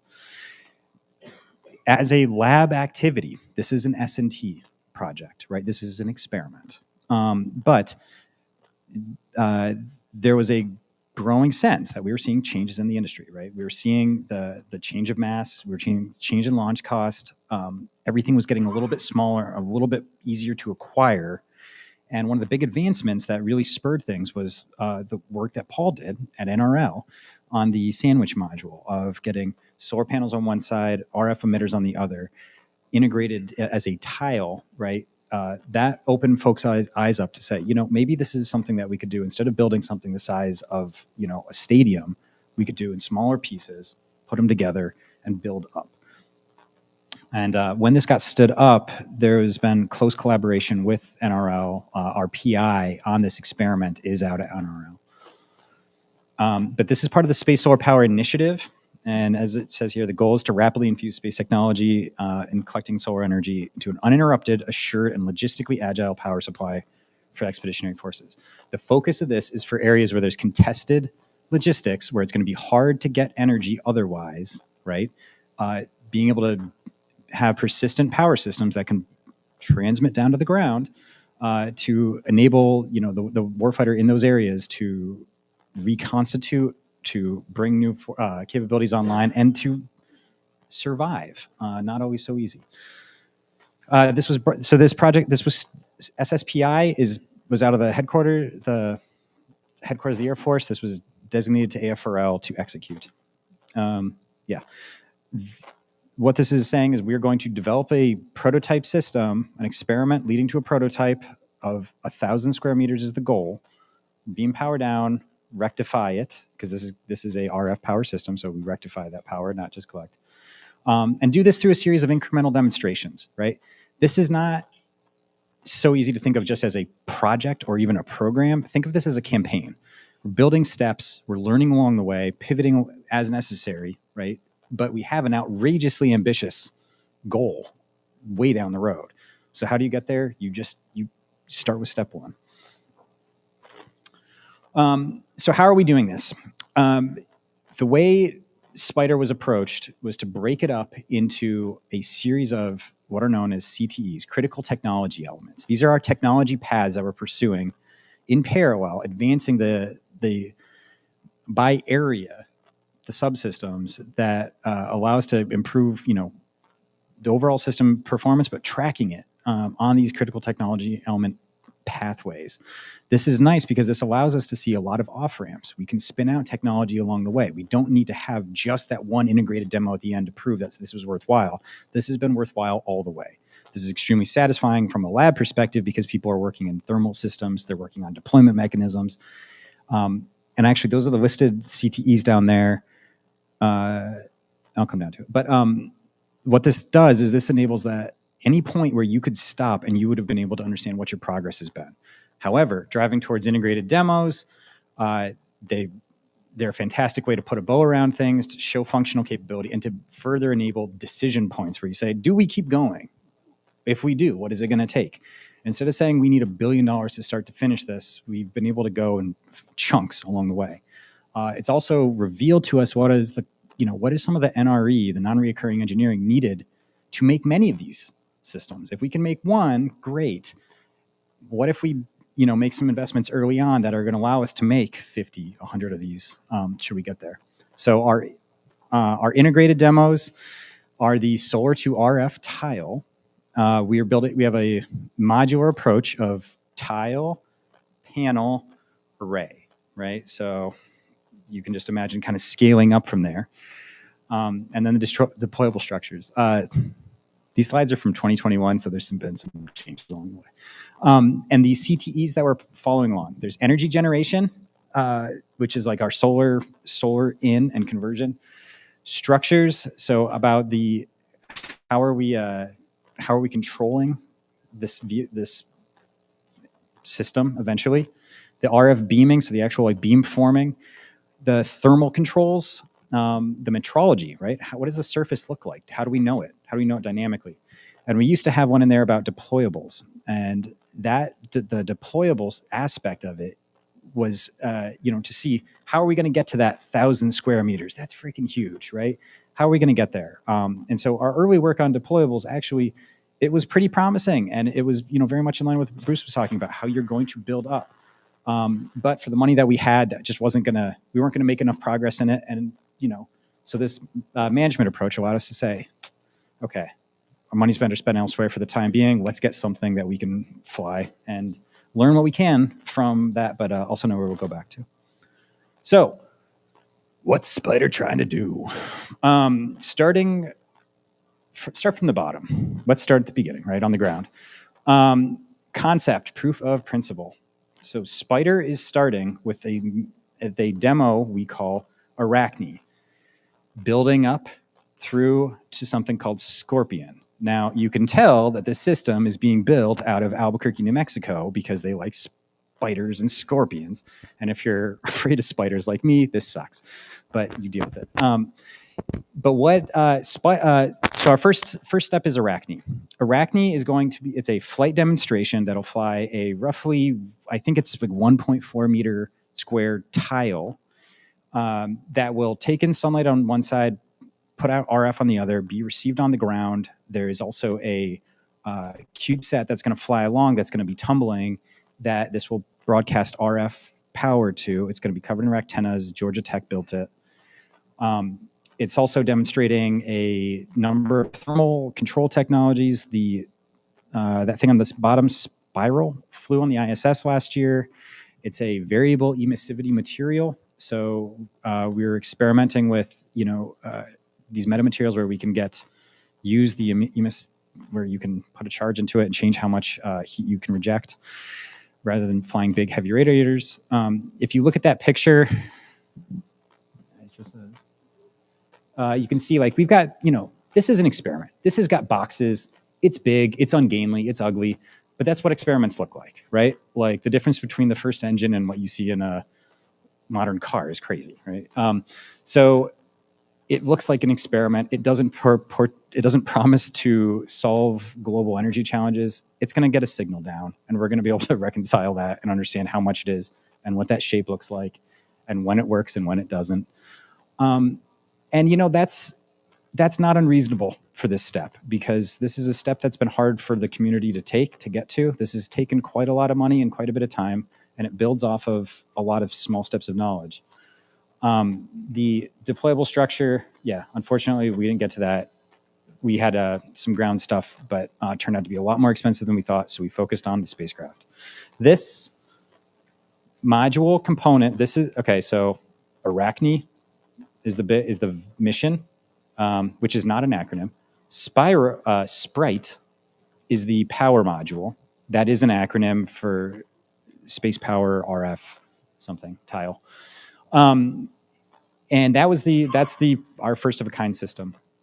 The idea being that if we can prove that this works, and this gives us something close to what we think it does in terms of power out to input, that is controllable as we think it is, that we can understand the surface. The metrology is a key part of this. It's something I never picked up on until I started looking at this project. How do you know how flat this thing is in orbit tells you a lot about how your phased array is going to work. And so these are radio frequency integrated circuits, RIFICs, that are, the way people produce the radio on the old NASA studies were these tweeters, these traveling wave tube amplifiers, right?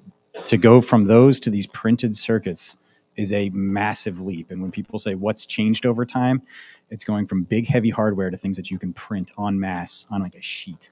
That's a huge advancement. And it's an advancement we got because of improvements in other technologies. It's very similar to what AST Mobile has for their huge, whatever it is, 30-meter squared array. So as we hope to, this experiment has been slated to fly on, I think it's like STP 27 or something. It's been delayed by like 3 years. It's painful. But when it does, and as we've learned through it in building this thing is built, we learn if you're going to build this not as an experiment, but as an operational prototype, something you can make a decision on, right? This lab effort, making tons of mistakes, breaking a ton of stuff, and things looking so ugly taught us, okay, we have a pretty good idea where we'd have to advance on each CTE to get to that next step. Not only what we'd have to do, but what it would cost. So we call this the integrated proof of principle. And then you can see that this starts scaling up towards Scorpion, the big objective system. Now we're talking about watts, single watts to, I think the goal with this is 100 kilowatts eventually. And along the way, we learned a lot. One of the big things was that we couldn't have a big thing that was too thin, because if it was too thin, it would get too cold. So we had to add mass back in. We thought that certain solar cells would work better or would be more available than they were. We learned a lot about how to make these chips and how to make them, how to increase the output that we're getting from them, how to fold these things up. So all these necessary steps in a learning campaign, it would be great if we could have jumped to a gigawatt system. But by building up this way, and at some point this stops being in the lab, right? I work for the lab, so I want to see this get done, so I fight for it. But at some point this has to stop being a lab project. But for now it is. And for now it builds in the contributions from the other labs, from a bunch of different companies. I think we had something like 45 students working on this at one point. I want to say like 50 different engineers and guardians out of lab. So a fairly large effort.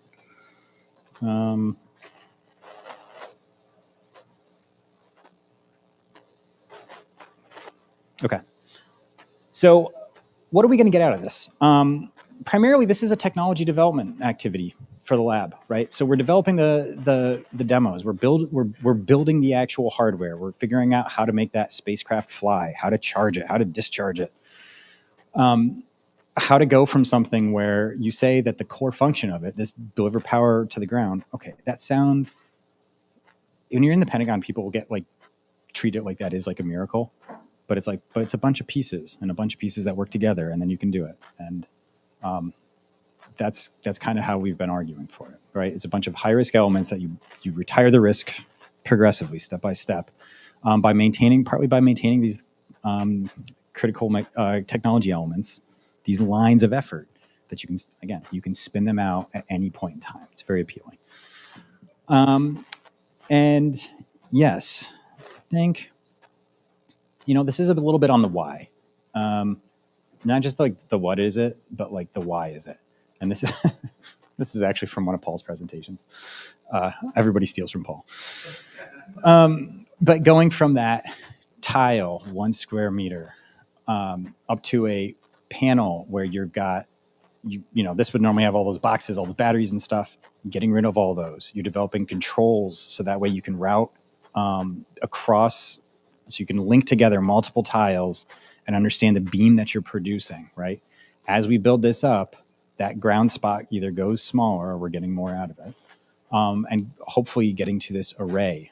This is the goal. This is the objective. This is like, but if we could do it today, if somebody gave me $1 billion today, I would not go build this. I would build this because I have to understand how this is going to fly before I can do that.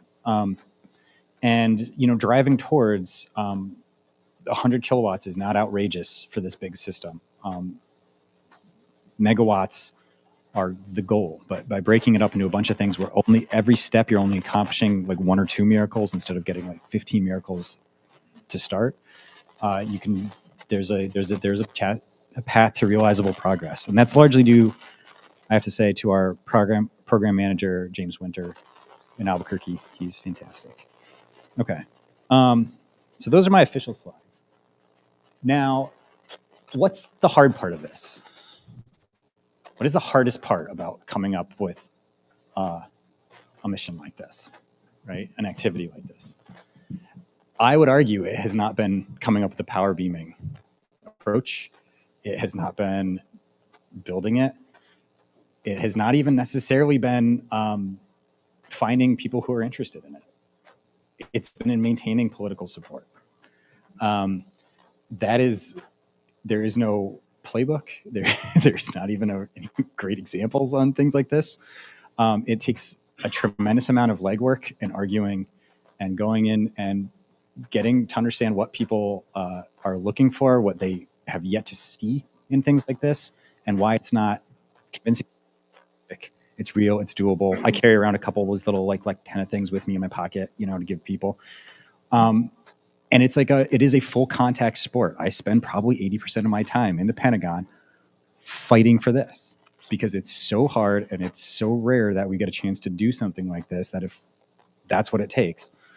And it's not really even the money. It's people, the amounts of money that we talk about, people just kind of shrug in the Pentagon. But it's because somebody thinks that we're going to have, they say, space solar power. Why don't we have, balloon-based diesel power instead? Because that's something that's more achievable and it's something they can go buy. They want something they can go buy. The top 3 questions I get asked about this. 1, how would you protect it? 2, how many can you make? 3, why can't I just go buy this?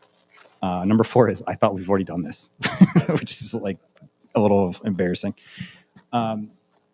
But the question, and these are good questions to understand, people don't ask me, are you going to fry birds? They don't ask me, I've never had anybody in the Pentagon ask me, what is the cost per kilowatt for this, right? That's not what their primary concern is, because what does a laboratory know about that, right? Any economic estimation we make is bad.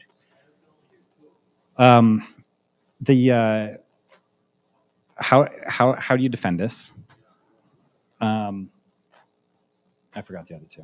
How many can you make?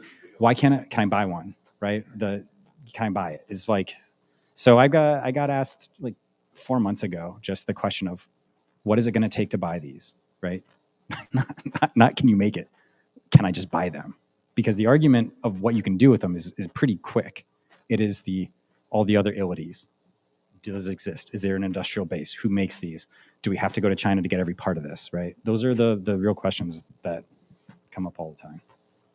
Good question. So I've been building off-grid solar power networks long enough to have worn out solar panels. I was curious if you had any information on the lifespan of a panel placed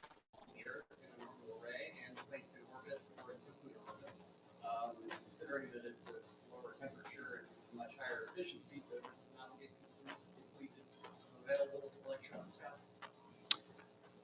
I don't know. That's a good question. And I'm okay saying I don't know. I'll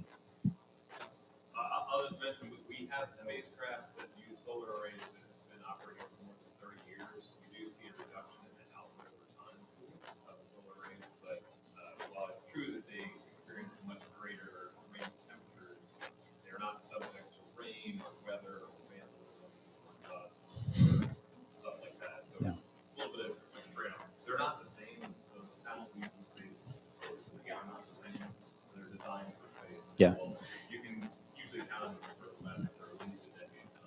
Yeah, and there's some types of damage they get, right? There is always some degradation that's not. But yeah, there's stuff that's been around forever in very bad orbits too. Yeah.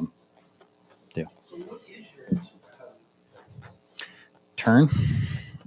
Turn. It's a big flat thing.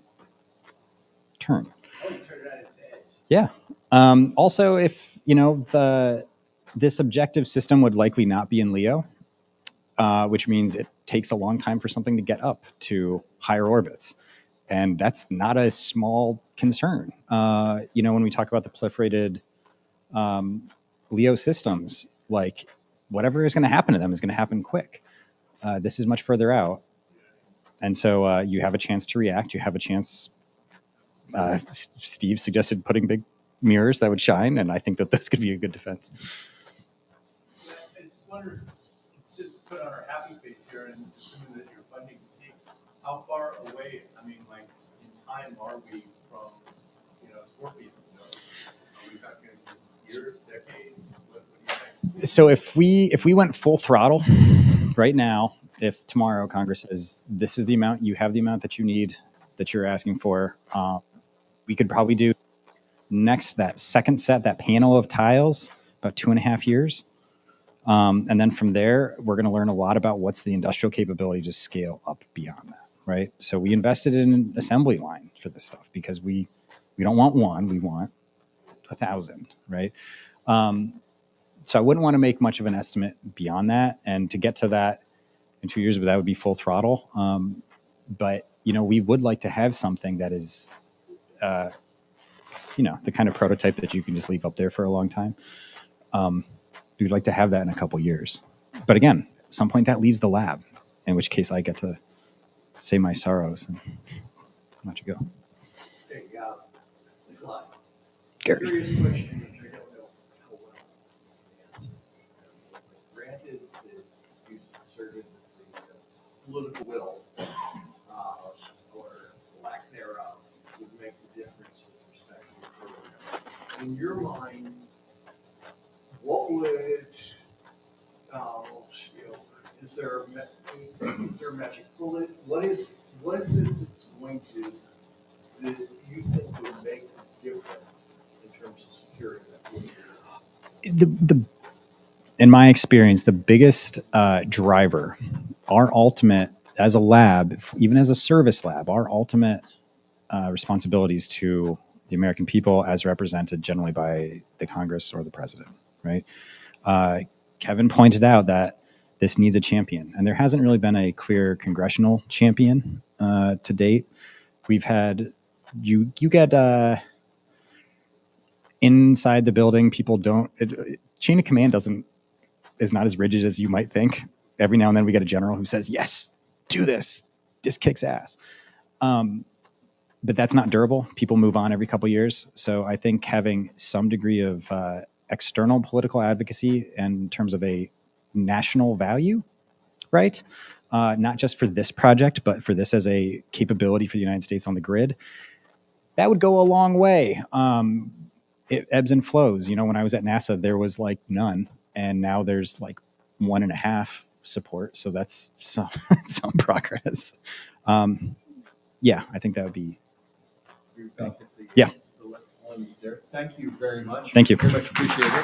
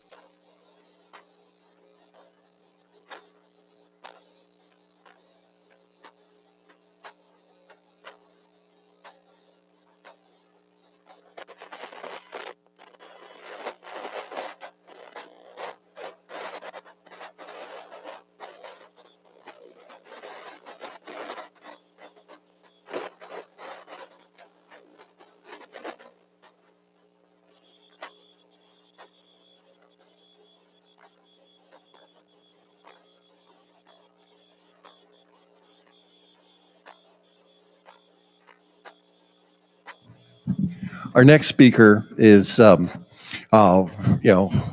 Virtus Solis. We have what your official title these days is? Yeah. Lord of the North 40. Okay, well, we can work with that. My title Okay. Space Operations Manager. Space Operations Manager. He also has the interesting distinction of being one of the folks in an aggressively, pursuing commercial effort in the space solar power business that really wanted to talk about how they might be able to do things better, how they could help make things happen, and truly engaged in the question. And it's in that spirit, he'll tell you, views from where he is now, how he got there, and where he thinks we might need to be going. Brian, take it away.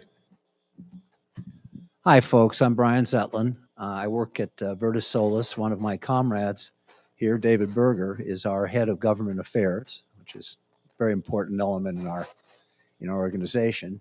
And thank you, Aaron. And also, Gary, thank you, and Vanessa for all of the help. This is essential to doing this right. And to John Mankins. Accept compliments gracefully, John. There we go. So this paper is, strictly speaking, not a technical paper at all. It's essentially what Gary and others have called a call for action. That was how I put it together.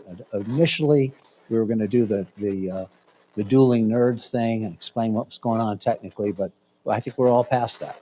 We know how to do what we need to do. We just don't know how to get there in a coherent fashion, not yet. Okay. And I'll just read from that. You're going to have to listen to my voice for a bit anyway.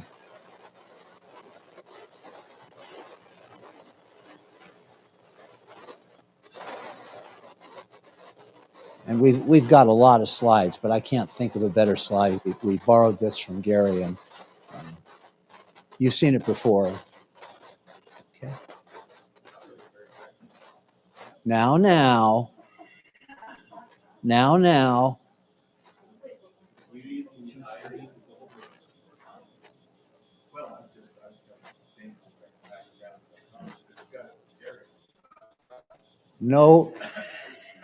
No arrows, John. We have a catapult on this end.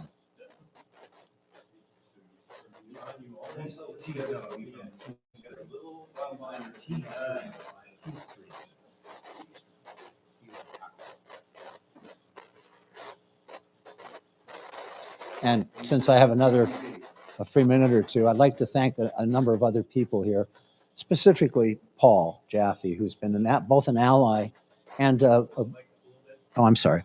I'd like to thank Paul Jaffe, who I'm sure most of you know, and it's good to see some new faces too at these conferences, especially people young and coming up, through the up the ladder. So welcome.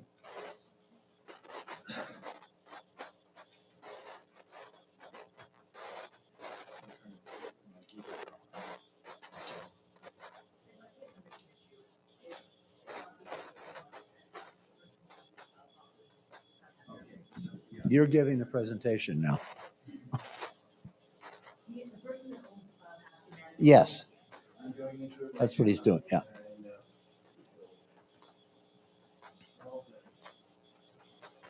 I have another question for NSS folks. I have a chapter in the Northwest. So I'm happy to help establish one if that's something that people would be interested in.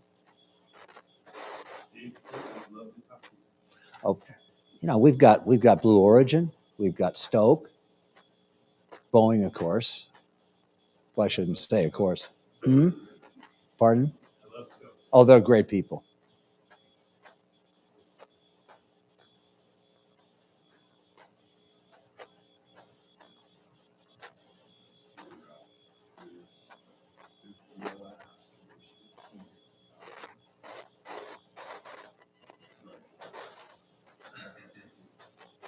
Well, I'll tell you what, while you guys are figuring it out, and thanks. Let me just start off with the introduction.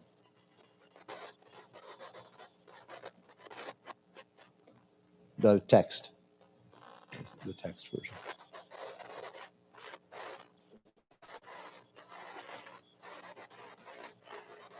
When people ask me the title, I don't remember it anymore. I must have been drunk or something when I put it together. But the nice thing is you cannot make an acronym out of the title.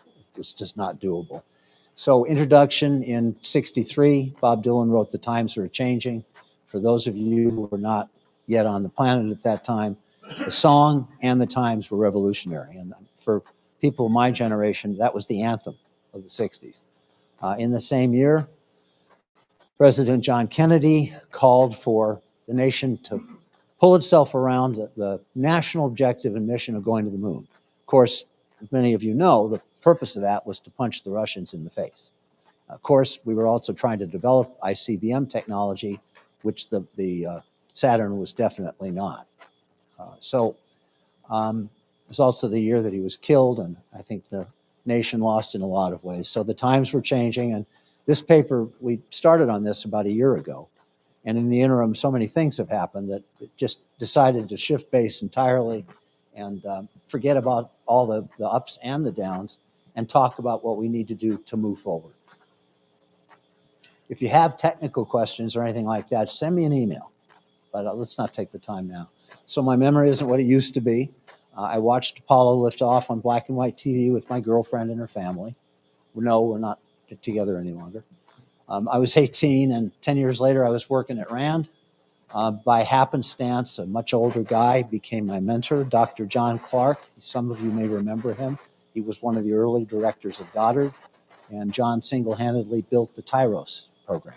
Again, one of the major, I see people nodding, one of the major programs at the outset. 10 years later, because of a presentation I made on behalf of RAND, I was introduced in a comical fashion to 5 Apollo astronauts. Dick Gordon, 10 years later, was best man at my wedding, and I'm sure many of you remember Pete Conrad. Pete was also a friend, and Pete, Dan, Dick Gordon, Pete, and I put together a cockamamie presentation for a solid rocket launcher to put seriously hazardous radioactive materials into space. An idiotic conception, but not all of us are that smart. And we presented it to Dan Golden in the first year. Of course, he was friends with those guys. And Dan very politely said, "You're full of shit." And then we all went to lunch and talked about it. So I fell into stuff more than planned my trajectory. So let's see. Okay, the ability to survive, travel, explore, operate, process materials is a strategic capability for humanity. Some of us are talking about colonizing the stars. As an engineer and a little bit of a physicist, I don't see the possibility for that happening in this lifetime or any other lifetime by any technology that we understand. But one can hope. So let's see. A little bit more of that. And can we go up? Yeah, there we go. Okay, this is the central thing. While it's stating the office, at this point, there is no clear planning methodology. I don't like the word methodology, but it has to do here. And it's what I teach my students. There are no coherent proposals for providing the necessary levels of reliable continuous power for space operations, let alone providing terrestrial gigawatt scale of power. There just isn't anything. There's a lot of proposals out there. There are a lot of demonstrations, but there isn't actually a coherent methodology for doing that. So courtesy of Gary, pardon? That's all right. Just don't draw the bow again, John. I fight back. Okay. Challenges. Oh, all right. Okay. Challenges of space power and ancillary services. This is Gary's slide. Unfortunately, we don't seem to be able to bring it up. This is the slide he showed you with all of the arcs of opportunity, I think you called it. Yes, it will. During the development of this paper, significant, even dramatic changes have been taking place in the landscapes of the technology and the potential non-terrestrial applications. So we'll talk very little about that. Hopefully we can get the other slides up and going, including cislunar habitation and operations, powering spacecraft, planetary defense, which has a very different meaning when you're talking DoD than it does when you're talking with astronomers. You know, one is worried about some large object landing on us, and the other is concerned about some Russian or Chinese object landing on us. So, as we all know, one picture is worth 1,000 words, and I don't think we're going to be able to see it. There's some. Are we able to see the spreadsheets? Oh, okay.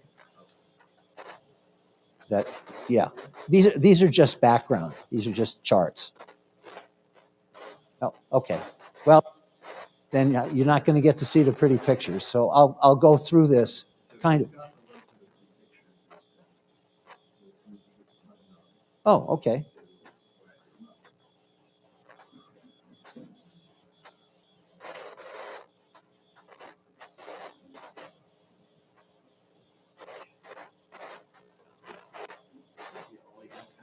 That is a great dress. It matches my socks. That's awesome. I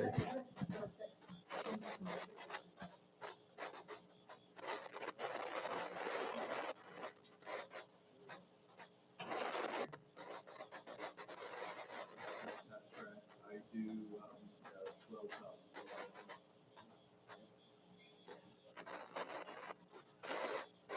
That really is worth 10,000 words, and I really hats off. That's one of the best graphics I've seen. So now, there you go. We are, again, for the purposes of this paper, we're trying to address what you'd call the non-traditional markets for our system, Vertisolus systems. For those of you who are not familiar with it, we have built a system that relies on you converting photons to microwave energy. And we shoot that stuff down at around 10 gig. There are technical reasons for that, but it works. It's more efficient than most forms of PV, and it's also more cost effective, whether or not you use levelized cost of energy or any other equation or just, you know, country windage. We're cheaper, or we will be, than any proposed form of energy now, including established systems. So then can we go on to the next one and the next text? Let's see if it's even worth repeating. Okay. These are, unfortunately, these are the slides that we can't open. We also work with Greg Vial. Does anybody here know him? Okay, great. He's not well known, but he's certainly a part of our intellectual infrastructure. Greg has been on a crusade, I would call it that, to convert the space station into a recycling depot. And one of my colleagues, Karen Jones at Aerospace Corporation, and I and several others have been working, by the way, Paul is nodding, he's involved in this too, in not letting the bad guys fire this thing down into the sea. And I might add, I'm formerly a pilot, and the idea of powering down an asymmetrical, non-aerodynamic object and just guessing that you're going to hit a mark doesn't make any sense to me, but that's a digression. So we're looking at converting the space station into a vacuum environment for taking anything up there. And remember, in space, the value of a particular metal or material is not the same as it is on Earth. Germanium is what, $4,000 a kilogram, something like that in that neighborhood. Aluminum is what, 5 cents a kilogram, something like that. In space, aluminum strut cost X amount to take up there. The germanium costs nearly nothing because it's a part of a laptop. So having structural members up there for ISAM, for those of you who are talking about it, is a big deal. It's also in situ reutilization of materials. You don't need to use the delta V again. So going on, we can't do the slides, so let's go to this next item here. But you do want to see his graphics. They are just superb. Now, beam-powered orbital mission spacecraft, yeah, we're talking about it, but as a center of coordination and operations for deep space planetary defense, I'm sure many of you know about TDRS. TDRS has been up for what, 40 years? Something like that. It's healthy and robust. It's still, going along, but that we are looking at a generation of spacecraft that will be repowerable, rechargeable, or refuelable. And, oh, thank you, John. And we're also looking at the possibility of preserving or continuing the operational capability of the GEOs. Most of them get well past their nominal life, what we call their insured life, which is 20, 25 years, something in that neighborhood. But we're thinking about putting up a new generation of various kinds, not just GEOs, that will be repowerable with beam power from our Virtus Solis arrays, because we are going to get there first. So, going on, Greg Vial's approach, his company's Lunexus, advocates transforming the ISS into essentially a great big empty chamber in which you insert germanium, aluminum, toilet paper in one end, and you get printer wire out the other. So you're now converting, we call it Sanford and Sons junkyard. You're now converting anything that'll fit into the open end of this thing into usable printer wire. Easier and simpler than trying to reconfigure objects themselves. So LISS, which is Greg's space station, will be test bed for space resourcing, ISAM, all of the acronyms. Going on. I'm not going to go much into, these are the various things that have been proposed as materials that could be better built or more precisely fashioned in space. I'm a skeptic, but I'm not a material science person, so my skepticism isn't worth much. So, but the planetary defense stuff, probably 50,000 science fiction novels have been written about the what ifs. If we see something coming at us and it's moving really fast, we're fine, not necessarily if we get hit. If we see something coming at us and it's slowing down, we may be in a lot of trouble. So something to think about are the ways that we would, in addition to using our rockets and missiles, which don't have the range to reach out very far anyway, need to be looking at some form of beam power in the form of lasers or masers or some yet discovered use for directed energy. And we need to have the means, the way to be able to direct that from the surface of the Earth, but to stations stationed further and further out that will require power, beam power. I might add, for my sins, many, many years ago when I was a young guy, I was appointed by the Air Force, actually by AFRA, to head the directed energy weapon integration team. And I know why they picked a civilian, because they got really mad at me. And they didn't want to get mad at each other. Because in the end, doing all the engineering and the rest of it, their ideas were preposterous. We were talking about neutral particle beam weapons. If you're familiar with that, it's a strategic weapon. A thing that we called mobile microwave, too silly even to go on about it. And of course, space-based railguns. So again, all of those things were the means to project, get the arrow to fly a little bit further. And they all require immense amounts of power. In the instance of the railgun and the particle beam, it's pulsed power. It's intermittent. So we're even looking at things like Brayton cycle engines on spacecraft, because they're compact, they can produce instantaneous power. They don't live very long. But again, all this is about energy. And whatever your viewpoint is, to protect the planet, to protect us against the bad folks, it all comes down to that one universal currency. So moving on, we can just get past all that. Okay, the workforce opportunities. Pardon? Okay, I talk too much. My students don't tell me. My wife tells me I talk too much. So with candidate systems for power generation include solar power systems, VST, for instance, of our system photon to microwave, mirror reflector systems, mirrors, I won't even make a comment about that. Nuclear power systems in space. I see that there, on LinkedIn, there are companies promising this revolutionary idea of using nuclear power in space. We've got RTGs that have been up there for, Paul, what, 45 years? Yeah, and they're still functioning. They're just a little hot box is what they are. They're not truly a reactor. They're just, shedding heat. So yeah, will we have nuclear powered ships? I worked on, this is how old I am, I worked on the original Orion.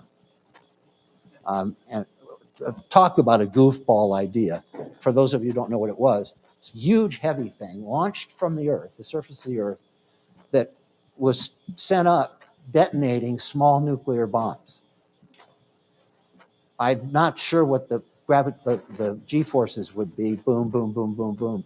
But the idea of spreading, it's just, but again, there are proponents of these things. And eventually, if they get this stuff flying, it's going to need our energy. It may be feasible to recharge satellites using beam power from ours or other systems. It may be feasible to provide enough power so that ISAM can take place on a truly industrial scale. Instead of assembling great big ships on Earth, we do it like we did the space station. We send up the stuff, one container load at a time. Okay, and not all of the gaps in let's just go to the conclusion, because I want to read John's statement too. And if you're in, this will all be online. Okay, let's go. Okay, stop there. As we conclude today, we have to consider and prepare for systems that we will need for whatever applications, for energy. I don't know if there's any end to those applications. The circular space economy. Again, this is something that several of the folks in here and I and Karen Jones have been working on a set of papers having to do with what it'll look like. Everybody's now talking about $1 trillion. I have no idea how Wall Street metrics play into what's going to happen in our economy, but I can tell you one thing for sure. Nobody knows. At this point, no predictions are valid in that area. But again, everything depends on energy. So my colleagues, John Bucknell and Ed, are the co-founders. Again, Dave is an essential part of the core team. The promise is great. This is from John. But the reality has been that the time is not yet right. And this is something, I'm a business guy as well as being an engineer, and I've run engineering companies. The time is not right is sort of the mantra for failure. If not now, when? If not us, who? And it applies to our community, to all of our space communities. Many advocate for wind, water, and solar. In fact, California has invested heavily, as has Europe, in those combinations. We're seeing some of the economic effects of withdrawing tax subsidies from these systems, and that's not pretty to look at. And the reality is generation is only a small fraction of the story. Transmission infrastructure is fantastically expensive, sometimes 5 to 10 times the cost of building a nuclear plant. Let's say a $10 billion plant. You got 10 times that in getting rights of way, in running wire. So again, another potential saving. So those of you in the audience who see the potential of space for Earth, there'll be going to be 10 billion of us pretty soon, and we're looking at the multiples of terawatts. So I want to go on. This is John's last phrase. SBSP is the economic lever to expand us into space.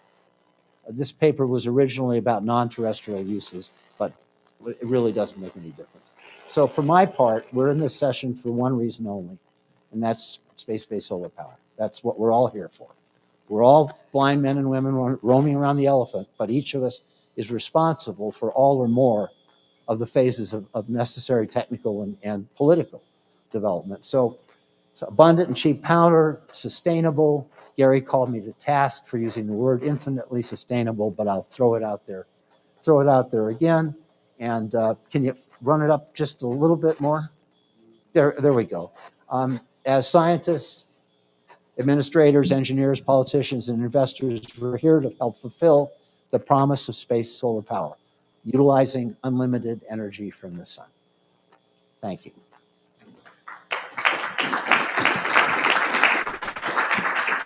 Thank you.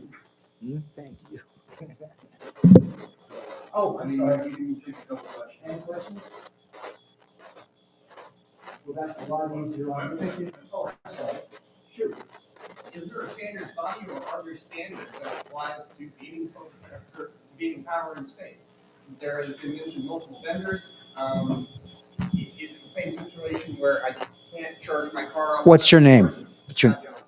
Scott, I did some time at Boeing in a very, very odd position, roaming around through various divisions. Again, when I was a young guy. And there was a saying amongst the older engineers, he who controls the standards controls.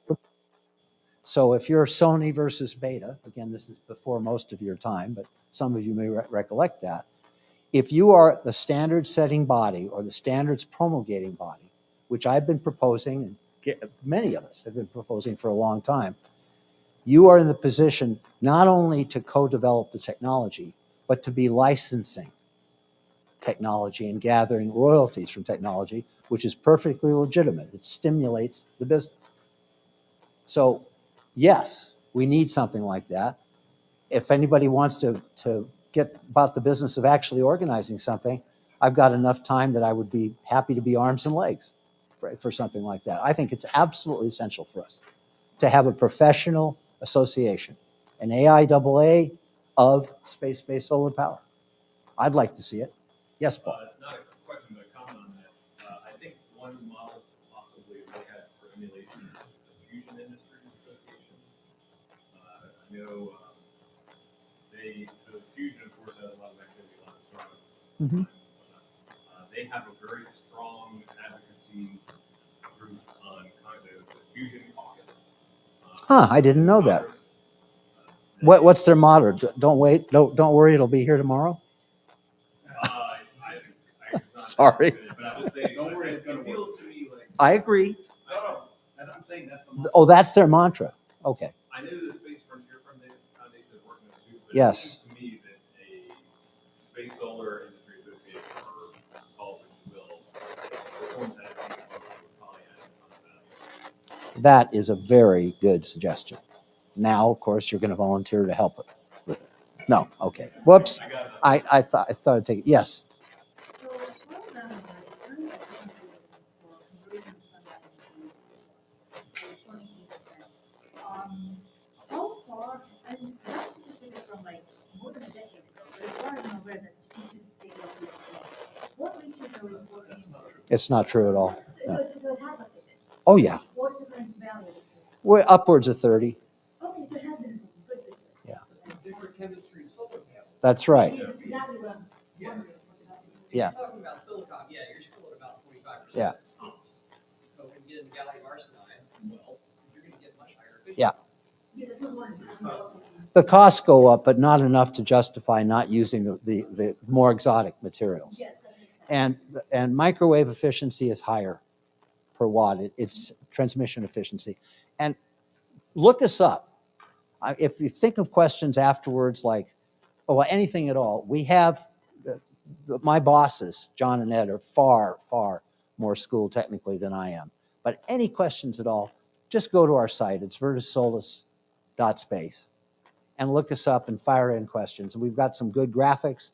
We've got some good business model information for those of you who are interested in that aspect of it. And Dave, again, thank you for being here. Did I put you to sleep? And thank you. Thank you very much. Okay, our next speaker is Darren Boyd from the NASA Marshall Space Flight Center. Darren, are you ready?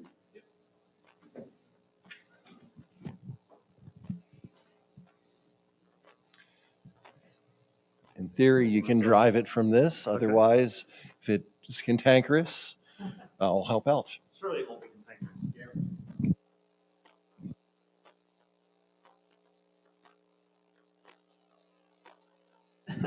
Or you can go there. Oh, okay. This is better if you can hear me. I can use my outdoor voice, but this will help me keep from straining a little bit. So thank you, guys. Thank you, John. Thank you, Gary, for inviting me to speak today. Thank you, all of you, for being here. I'm going to go through just a little bit. My name is Darren Boyd. I am the current PI PM for solar sail and power beaming technologies. I'm also the community practice lead for the NESC, the NASA Engineering and Safety Center Wireless Avionics. Don't let those things scare you. Before I was in this, I was an RF engineer, electromagnetics, board designer, did a lot of work in thin film photovoltaics and lightweight deployable antennas. So you can see, if years of doing those two things together, how I got into space-based solar power. Just obvious next step in that evolution. So today we're going to talk a little bit about wireless power transfer for space applications. I said multiple ways to bring power in all areas and various applications. So what you'll see here, we'll go through a little bit of a history, but I'll go through really fast because some of it might not be all that interesting to you. But it helps you see where we're coming from at Marshall and how we got to where we are in the past. Okay, let me see if I can figure out which of these buttons. That one's not working. Is it something besides the arrows? Okay. So let me see here. This one okay? Yeah. Does that work for you? Yeah, that works. I don't do well behind desks, but I'll try to be quick and reach there.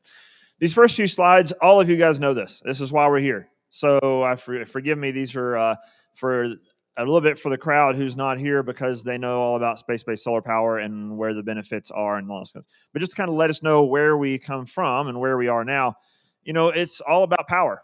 We've talked about that over and over today. That key commodity that we need. I'm not going to go through every one of these. You can see some of the data we pulled before for lunar applications. Just to give you a heads up, you will see a lot of stuff in this one about lunar and Martian, I guess, or Mars applications. As NASA Marshall Space Flight Center, that's kind of where our emphasis has been. Now, that doesn't mean we're not interested in terrestrial. We certainly are, and we're using terrestrial quite a bit to prove our way there. But you'll see an emphasis here in a lot of what we're doing, focusing on how we can use space-based solar power on the moon and in Mars. So I'm going to go around through this because we're pretty familiar with all these kind of things. Again, we've seen the power problem, talked about it over and over again.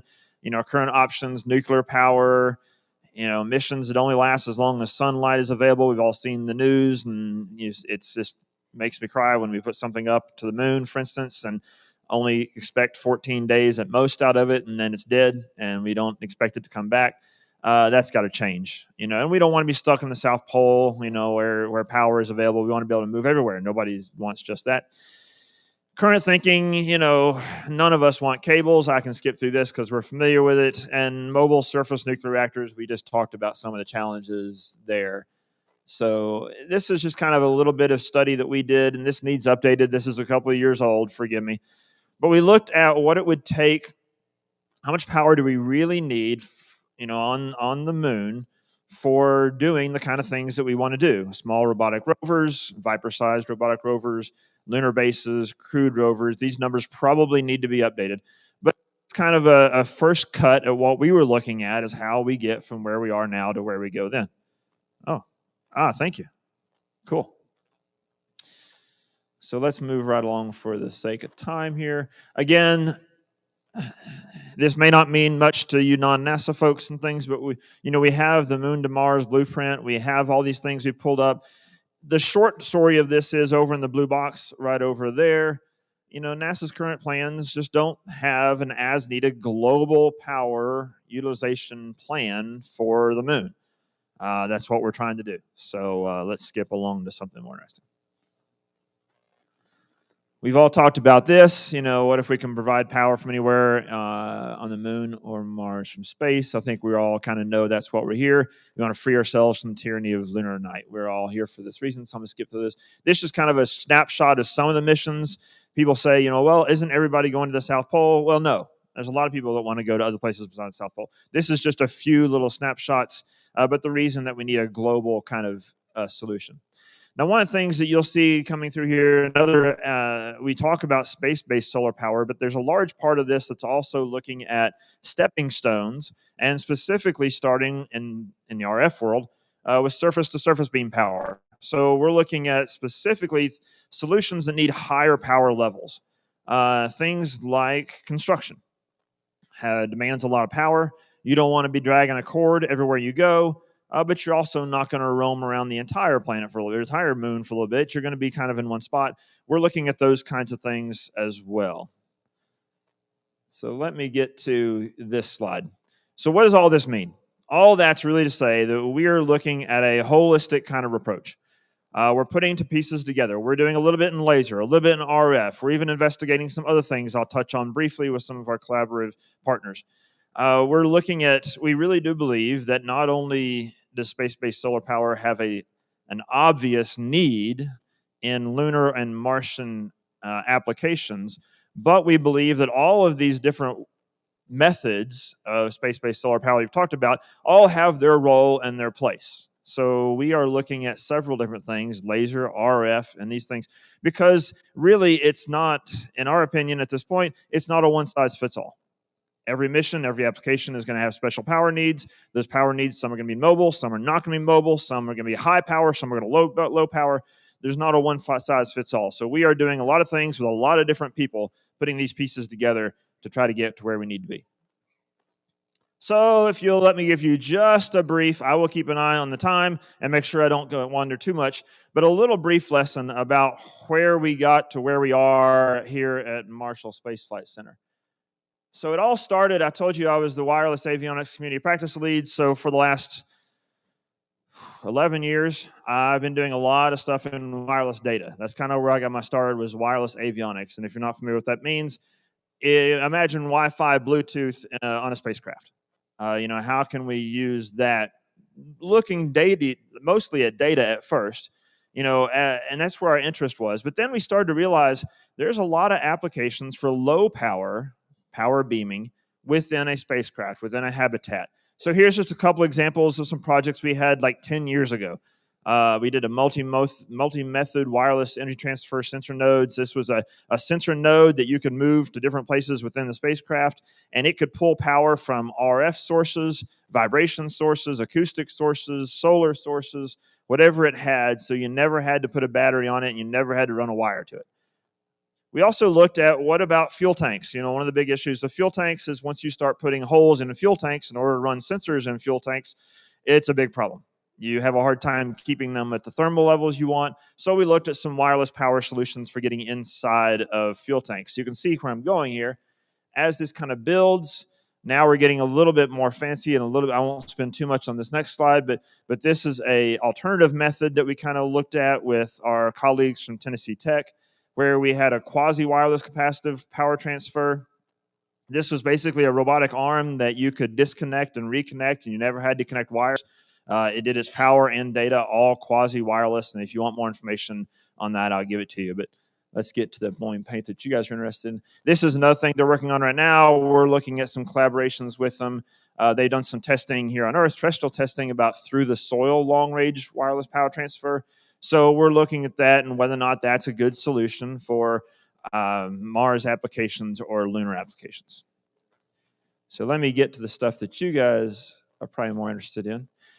So these things were starting to come together, and we had our ACO, it's our Advanced Concept Office, get together, and we're like, hey, we need to study on this. I know there's a bunch of studies on it, but we need to look at, if we were going to, as Marshall Space Flight Center, if we were going to try to do something to help carry the ball a little bit further for NASA's needs for space-based power, or space-based solar power around the lunar surface, what would it look like? Now, we don't have this. This is not a real mission. We don't have any funding for this. This is just a kind of look at what we would do if we could. And we did. It was a great exercise. We learned a lot about space-based solar power. We learned a lot about rectennas, a lot about lasers, a lot about things.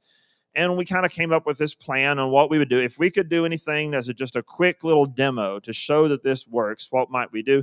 And we had a spacecraft kind of design, that employed both RF and laser, just to show that it could be done. We've talked about ways that we're looking to prove the functionality here terrestrial with space-based solar power. Similar kind of thing, except on the moon. I won't go through all of the different details here. If you have any questions, you can come back to me later. But there's a few things I want to highlight on these next few slides. This is just some of the challenges. You guys are all familiar with this. But just to kind of capture it again and kind of dot this I for the day, if you will. When you're looking at space-based solar power, around the moon or anything else. You got laser, RF. That's everybody knows those problems. That's the one we're all looking at. But wrapped up in the laser and RF solution, you've got thermal issues, GNC, mechanisms, propulsion, structures, and avionics. All of these things that are typical spacecraft pieces all become even more complex, as we've seen in other presentations today, about how you do this realistically. So we've been looking at all of those kind of things, seeing where we can pick and choose and try to figure out little pieces of the puzzle that we can finish and knock off one at a time. I'm going to skip through these next slides really quick because I'm running out of time, and I think you guys are aware of the RF versus optical. To shorten this up, we were kind of considering out of the gate, optical is probably better for lower power mobile solutions, RF for stationary high power, in just a nutshell. That's not necessarily true. I'm not saying that's true in all situations, but for us, as a first cut, where are we going to get started? That's kind of what we were looking at. And we've got some power levels and things like that. I'm going to go a little bit further because there's one thing I really want to hit on. I'm just going to skip this one for now and tell you about where we are now. So that was all kind of in the past. I would love to show you a fancy picture on this slide, and I would love to tell you more than the text that is on this slide. Due to export control and public things, I cannot. But I can tell you a little bit. So we have, I don't know if anybody here has ever heard of LISA-T. LISA-T is a lightweight integrated solar array and antenna. That's a project I've been working on for years. It's on orbit right now. You can kind of get a feel from the title of that, and you can look that up. We've published thing after thing on LISA-T. But again, it's a lightweight PV, thin film photovoltaic with integrated antenna elements. So it screams space-based solar power. So born out of LISA-T is a kind of sister product, which is Lydia. And forgive me, we at NASA love our acronyms, and we work hard to make one, whether it fits or not. So believe me, integrable is actually a word. It's not a good one, but it also doesn't help when your daughter's name is Lydia and you're young in your career and you're like, oh, if I get to fly this, I get to fly something with my daughter's name on it, even though it's spelled differently. But forgive me, we will probably change the acronym over time.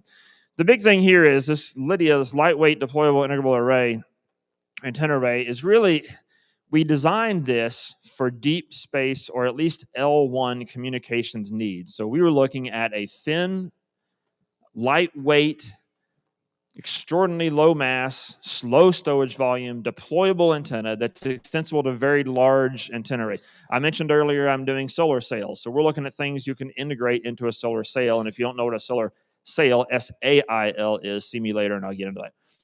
So we're already looking at this for communications and looking at how can we get a lot of data traveling a long distance and not take up a lot of mass. Well, that screams space-based solar power as well. So now we're looking at this Lydia, which has been funded by NOAA and NASA over the last few years. We've taken this to TRL-6, probably looking at flying it soon.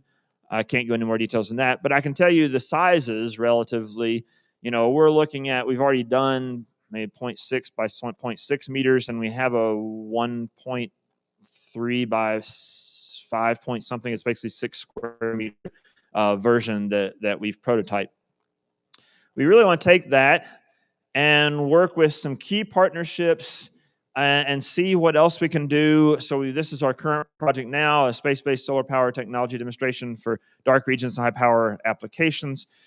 We have a couple of different things going on right now at Marshall where we are looking at some custom receivers in that 5.8-ish gigahertz rate band.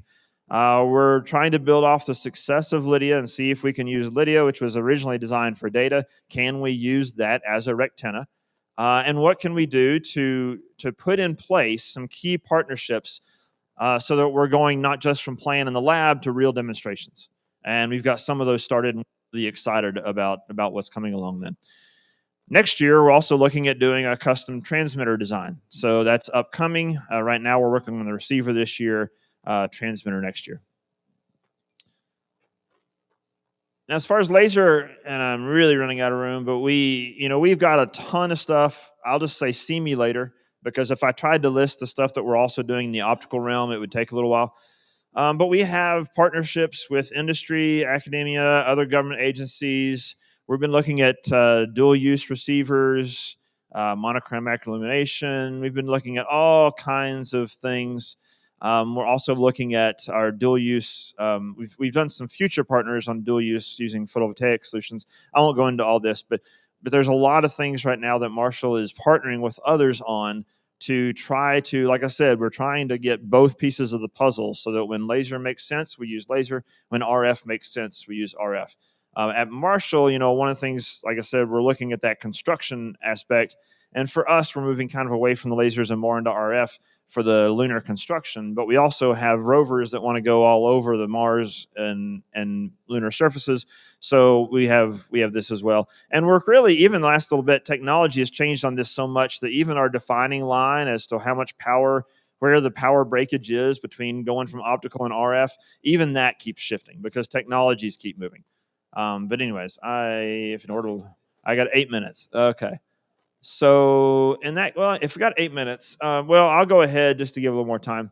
So one of the last things that I want to talk about right now, what we're trying to do, and we would love to have some help on. I know there are roadmaps and roadmaps and roadmaps out there, and this is just a generic picture of a roadmap. But what we at Marshall are trying to do is, as I just mentioned, we're looking at all these options on where does RF make sense, where does laser make sense, where does this quasi-wireless thing make sense, and we are kind of internally putting together a roadmap of where we know to plug things in. That's really a community exercise. This is something that we've done with a lot of different things at NASA, including solar sails. So you may hear from me soon, all of you. I may be getting your names off of whatever list I can get off of, as we try to just internally figure out how we at Marshall can help promote and help advance space-based solar power, not only terrestrial, but also for our needs, looking more at the lunar and the Martian surfaces. I know I flew through that pretty quick, but I wanted to make sure and allow for some questions. I was trying to stick to the 20 minutes. Looks like I got a little long-winded maybe, but I can go back to any of those, but I just wanted to allow for any questions. Thank you guys so much. Any questions? Yes, John. No, what was Scott? So congratulations on your use of thin film panels and Shinsky with your crowd. But have you made any headway into the efficiency of that chemistry of solar panels? Yeah, so we've got a couple of partners. We've been doing some SIGs and some IMMs. Been looking with Sense Solar and some others on Lisa T. We're at the moment. So for Lisa T, where this came from, we were considering a lower efficiency cell that was only about 10% efficient, but because of its lightweight structure and the way we could deploy it, we could put 100 more of the things and still be less weight. Then we also had the typical space-rated 20, high 20, near 30%, kind of cells as well. We've done a lot of effort, and this is all out there. You can look at the MISSY experiments that we've done a lot of effort in the coatings for those thin film photovoltaics, because originally we were looking at LEO and we were looking at atomic oxygen and UV yellowing and all. So we put a lot of work into it's not really a cover glass, it's a cover polyimide, I guess, that you put on top of this. So all of that was kind of built into Lisa T behind the scenes. So we're inheriting and leveraging that work and looking at how that might be used for space-based solar power. So does that make sense? Does that answer your question? I chose 6 for my own deployments to very remote locations on Earth for the same reasons. Yeah. Yep. Yeah. Okay, so 2 years ago, STMD astronaut $30 million to make. Are you seeing a shift in that to cultural acceptance, maybe of how we NASA? That was, as far as I can tell, one of the biggest investments in power to go. You said cables? Cables. I do believe there, like I said, I can only speak from my neck of the woods in Marshall.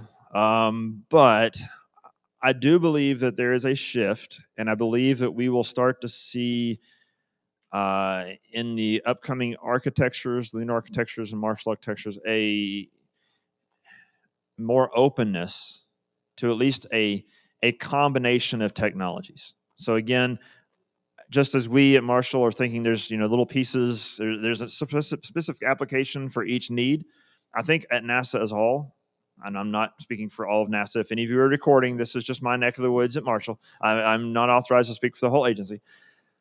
I do think that you will see a lot more openness, and it is becoming more and more a part of the architectures because we're realizing, in my opinion, cables sound good until you start looking at the mass and all that stuff and getting all that up there and how much, cost per kilogram it takes to launch all that. And then it just becomes quickly unsustainable. You've got to find some other way. So I do think I don't know that the shift is here, but I'm hoping and pushing that the shift is coming. Does that answer your question? I think we're in the beginning parts of that. Yes. Yes, sir. Wanted to get some idea of how big a program you have at Marshall and how many people are involved in touch with that at all? Yeah. So right now, not very big, not a whole lot of people. We're growing. Every year we get more and more. A lot of this has been done with center innovation kind of funds. So, and a lot of it, as you can see, it's not some of this. It wasn't even like we set out necessarily to do space-based solar power. We were trying to solve a whole nother problem altogether, really power and communications. And then as we were looking at that, it just made sense. So we've been able to get localized center funding. Now we have proposals for bigger projects and headquarters funding and funding outside of NASA to go forward. But right now, it's not a whole lot of people. I don't want to put a number on it, but probably less. Well, it depends on the project. I'll just say not very many and hundreds of K, kinds of things, maybe, something like that. Yeah. One, thank you. It's heartening to see that there's another center engaging on this. But one of the things that struck me is that you made the leap to making the connection between power and ancillary services. Yeah. There's another key element of that, which how you provide for a near real-time characterization of beam. Right. Effectively, you need a state law. Right. If you will, in some approximation of near real time to control it. Sure. Absolutely. Particularly in a more dynamic environment. Absolutely. Have you gone there, or is this another bridge for you to cross? So we started there. Like I said, we are, because of the answer I just had to give a second ago, which is not so much money as we would like and not as many people as we like, we are strategically picking pieces at a time. So it's on our radar. It's on our roadmap to kind of figure out that's something we are going to have to address. But at the moment, we can only really look at one little piece of the puzzle at a time. So, Are you intent on playing well with others, or? Oh, yes. Yes, we love to play well with others. The cast of characters, for example, associated with our Mission Development Consortium, Mm-hmm. admittedly range from individual consultants up to like Raytheon, Northrop Grumman, other folks. Okay. Spoken up. So there's real things that can be done, and folks are willing to bring to the table. And it's really more about the resources and being able to orchestrate in a constructive manner. Sure. We try to get this stuff the hell out of the lab Yes. and into actually serving customers. Yeah. And that is something that can, if that's where this other transactional authority comes in. Mm-hmm. Being able to leverage that, you can bring a lot more resources to the table than just what you have.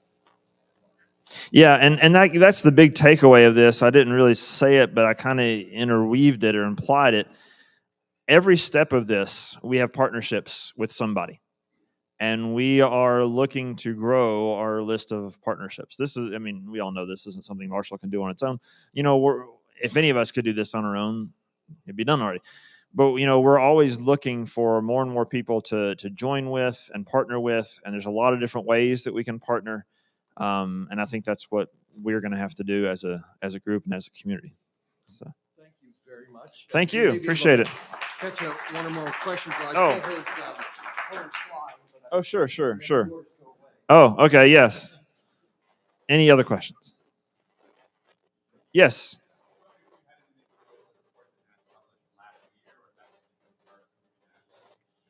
Are you talking about the one, I think it was January 2024? So I did not have anything to do with that particular report. Since then, I can tell you that there was an effort to update that report. And we started in on a process to do that. Unfortunately, the funding for it recently, with all the other funding woes, took a hit. So we are trying to reboot that now. We were about halfway through what I would say was an amendment or an updated memo to that report. So we're always trying to make sure we're up to date with the latest state-of-the-art technology and the latest, what Marshall was doing. We were leading the design reference missions part of it. We're always trying to keep that updated and current. So does that make sense? Sorry, I wasn't a part of that then, but I was heavily involved in the update, and I would say just watch for it soon, hopefully. Any other questions? Anything else I can do to help? Thank you guys so much, and reach out to me if we can help in any way. So I'd like to thank Darren especially for reminding us that we needed to do a sign-up sheet. So we have now done a sign-up sheet, and it is slowly making its way around the room. I think Haroon Okab just finished signing in. Thank you, Haroon. Please do, when it comes to you, please do put your name and your org and your email. Thank you.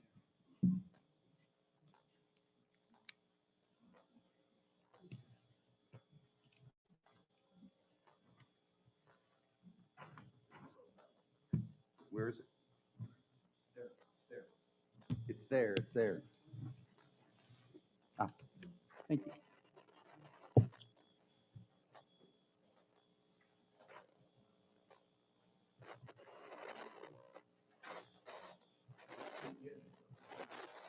Okay.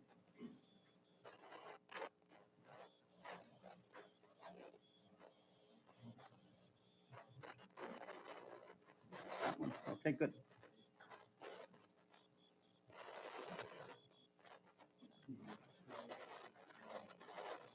I'm not a Windows person by nature, only occasionally.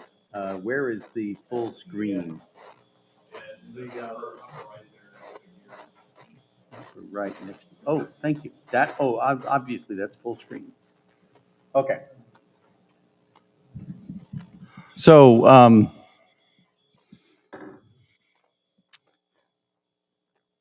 the person who's here in the room or was in the room, who was involved in the NASA study that came out in 2024, was of course the earlier speaker from the Air Force speaking about Spider and Arachne.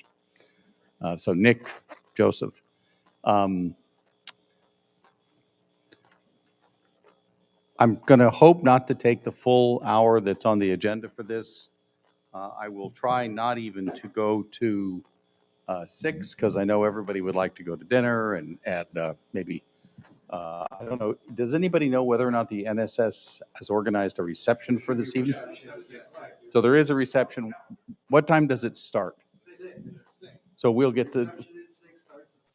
Okay, well, I didn't look at it. How would I know that? Well, thank you. So I think I'm going to go till about 7 then. Yeah. Okay. Clearly, we're going to lose a certain bottle that's dear to your heart. Yeah. That's okay. You'll lose a certain check that's dear to your wallet. I'm not going to talk to this. It's just in the deck. The slides, as with the other slides, will be available after the meeting. So there are a number of key questions that need to be answered with regard to space solar power at large scale for commercial markets on Earth. For example, what are the systems concepts for baseload large-scale space solar power, and how do they compare among one another? What is the status of the relevant technologies that are needed for space solar power, and which technologies are needed by which systems concepts? What are the key performance parameters for space solar power, and how sensitive are they to variations in the independent variables that drive different system concepts? What are the expected economics for space solar power, and how sensitive are they to variation? Oh, I already did that one. It's the same thing. It's what are the key performance parameters, and the other one is what are the economics. And they're both, how do they vary with regard to independent variables? The key question is, could space solar power be realized at a meaningful scale by 2040 to 2050, and with what kind of carbon footprint? How would it work with the goal of increased renewable energy options? And who's working on it? These questions were part of what drove the creation of a project in March of last year to basically look at space solar power with an independent, international, and peer-reviewed study project. This effort was stimulated in part by the publication of the NASA study report in 2024, and what was perceived to be a fairly insular product with a limited number of people who were involved in its formulation and its execution, and no apparent peer review process or independent review process of the results when it was completed.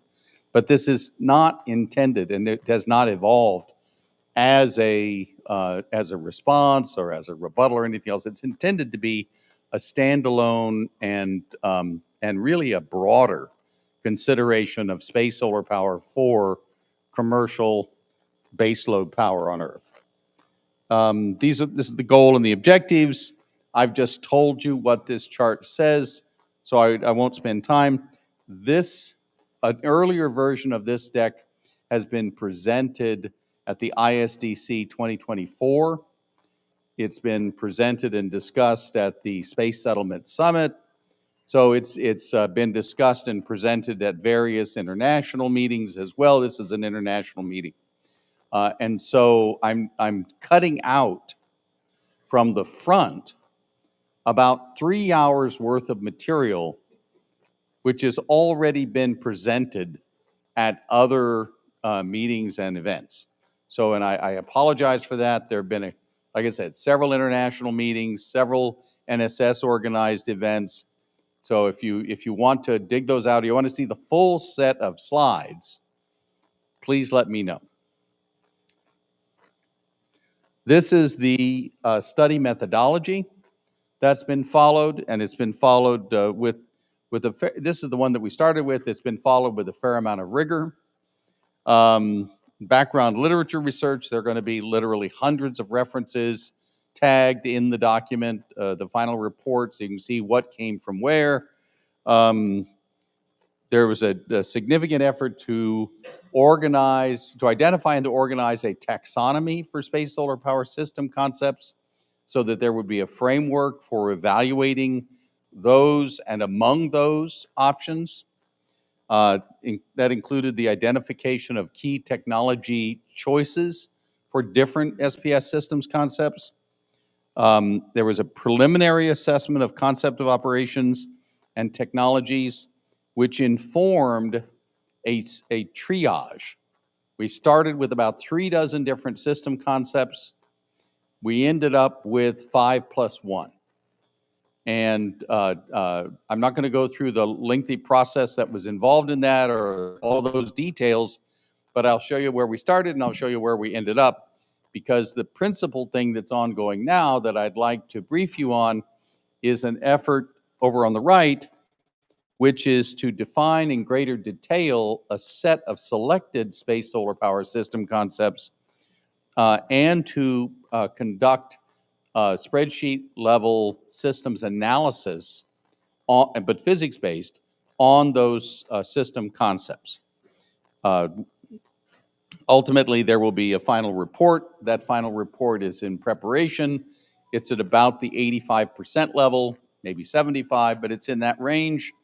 It'll include the definition of the systems, all the systems, key infrastructures, the sensitivities that I mentioned, the end-to-end energy calculations for these different concepts, the market opportunities and market drivers, the technology, and the expected environmental impact of space solar power writ large and of the individual concepts that are modeled. And it'll also include findings and recommendations for future action. So the taxonomy was framed based on the following set of kinds of questions. Things like, what's the approach to delivering energy from space to the ground? We've heard today about a number of different concepts: laser, RF, reflecting sunlight. If there is an onboard power management and distribution system, a key design parameter is what's the scale and the voltage of that system, because those are very significant discriminators for the system concepts.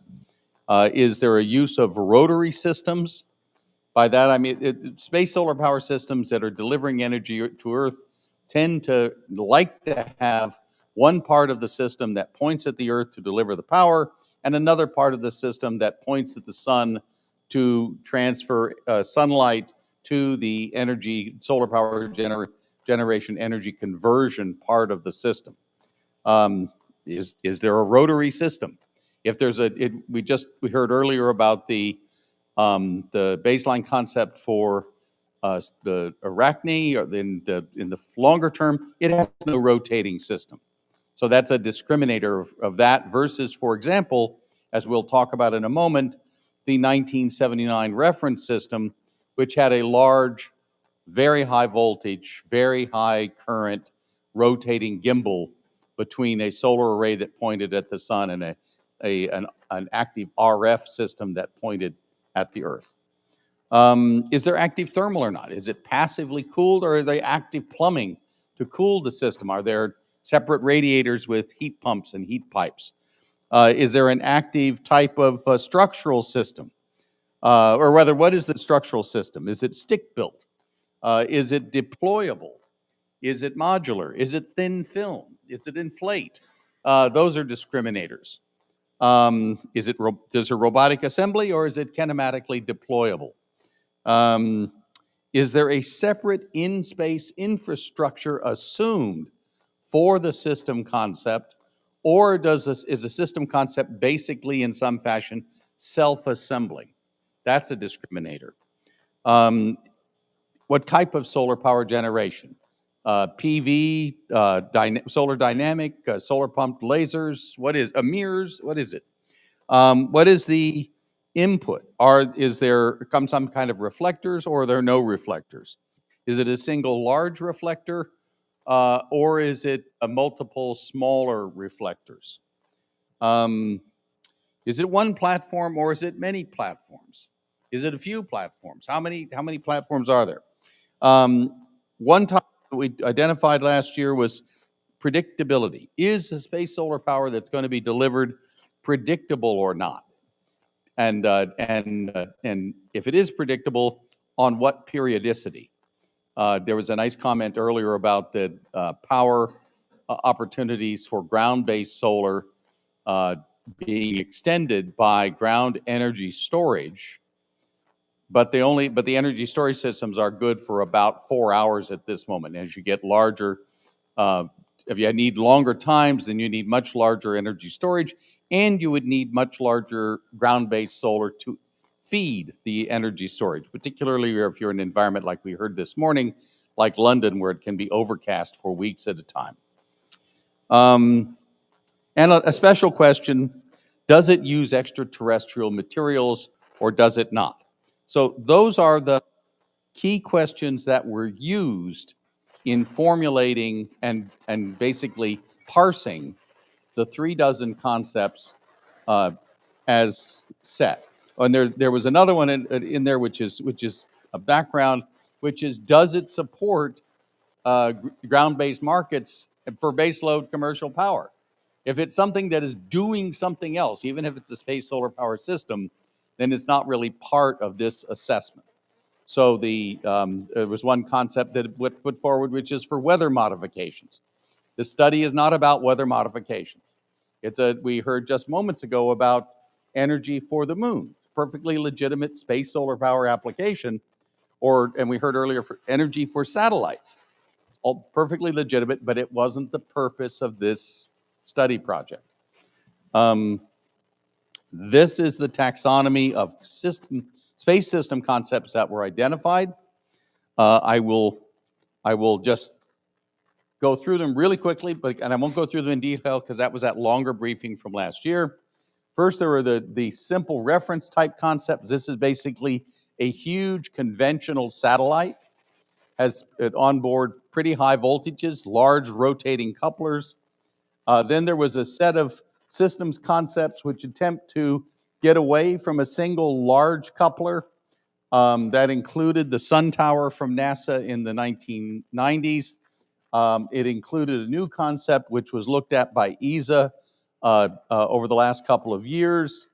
And it includes the multiple modular rotating array concept, which is being looked at currently by the Chinese Academy of Space Technology.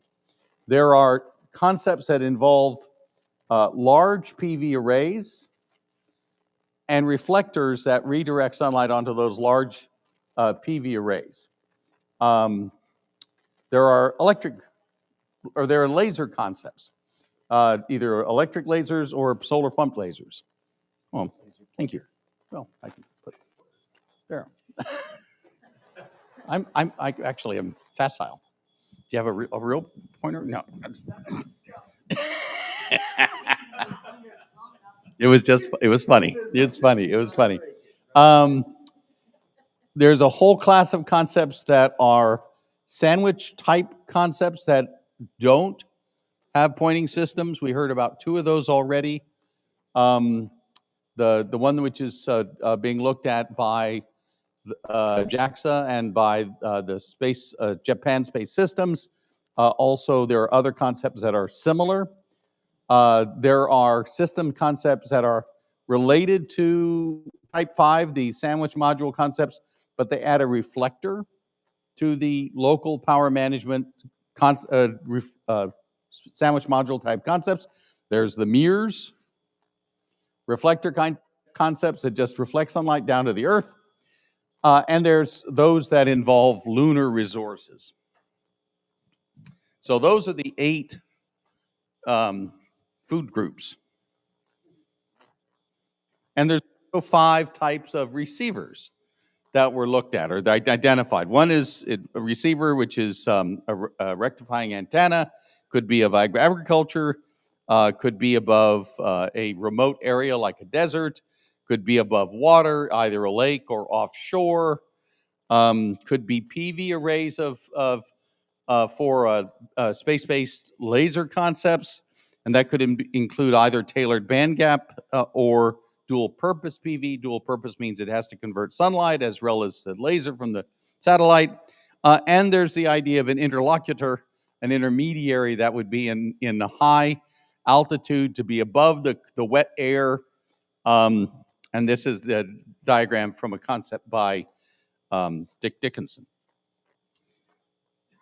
So for the study and for the assessment and down selection, the following were the key assumptions. One, all of them have to provide 1 gigawatt. So that if it doesn't provide 1 gigawatt, it gets sized so it does provide 1 gigawatt, and that's the version that gets compared to all the others. It's 1 gigawatt on the ground. Should be able to provide 24/7 power, and that's 24 gigawatt hours per day. That is not 24/7 from space. All space solar power systems in GEO, for example, spend 70 minutes in Earth's shadow at the solstices, at the equinoxes. So that's not a requirement, but it does have to provide 24 gigawatt hours every 24 hours. And then it gets compared with its terrestrial energy storage requirement in the context of the other concepts. So it has to be basically all weather.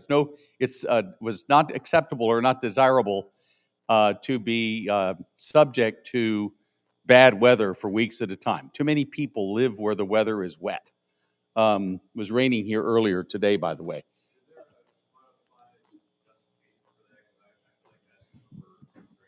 It's one of our ground rules for commercial terrestrial power. There is not a quantifiable ground rule, but there is data. I looked at over 30 megacities in 25 countries around the world. Something like almost all of them, 32 or 33 out of the 34, 35 had periods, up to 2 periods per year, where they experienced 3 weeks of overcast. And that was it. I looked at a total of like 100 million people, and that was Tokyo, that was London, that was Kinshasa, that was Rio, so it was not Singapore, it was not obscure cities, but it was just to be representative of the places that were the markets of interest.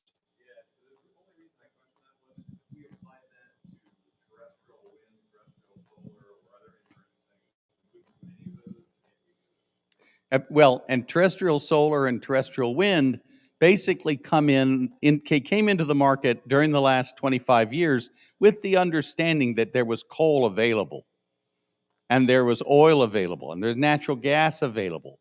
And space solar power, the presumption here is that in order for space solar power to make an entry into this market, it's got to do so in the context of other renewable energy competitors. That may or may not be true, but it is true of this study. There's a simpler explanation, Joe. The ante, if you wish to participate in the baseload power market, it's hunks of a gigawatt. So that's. Oh, it's true.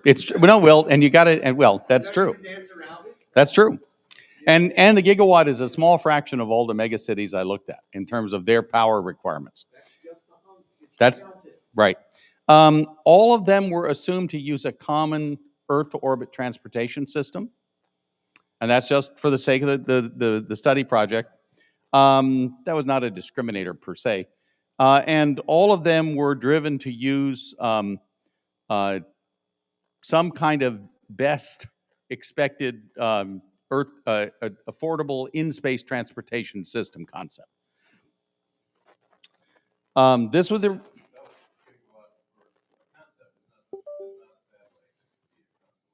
That's true. That's exactly right. But it's 24 gigawatt hours per 24-hour period.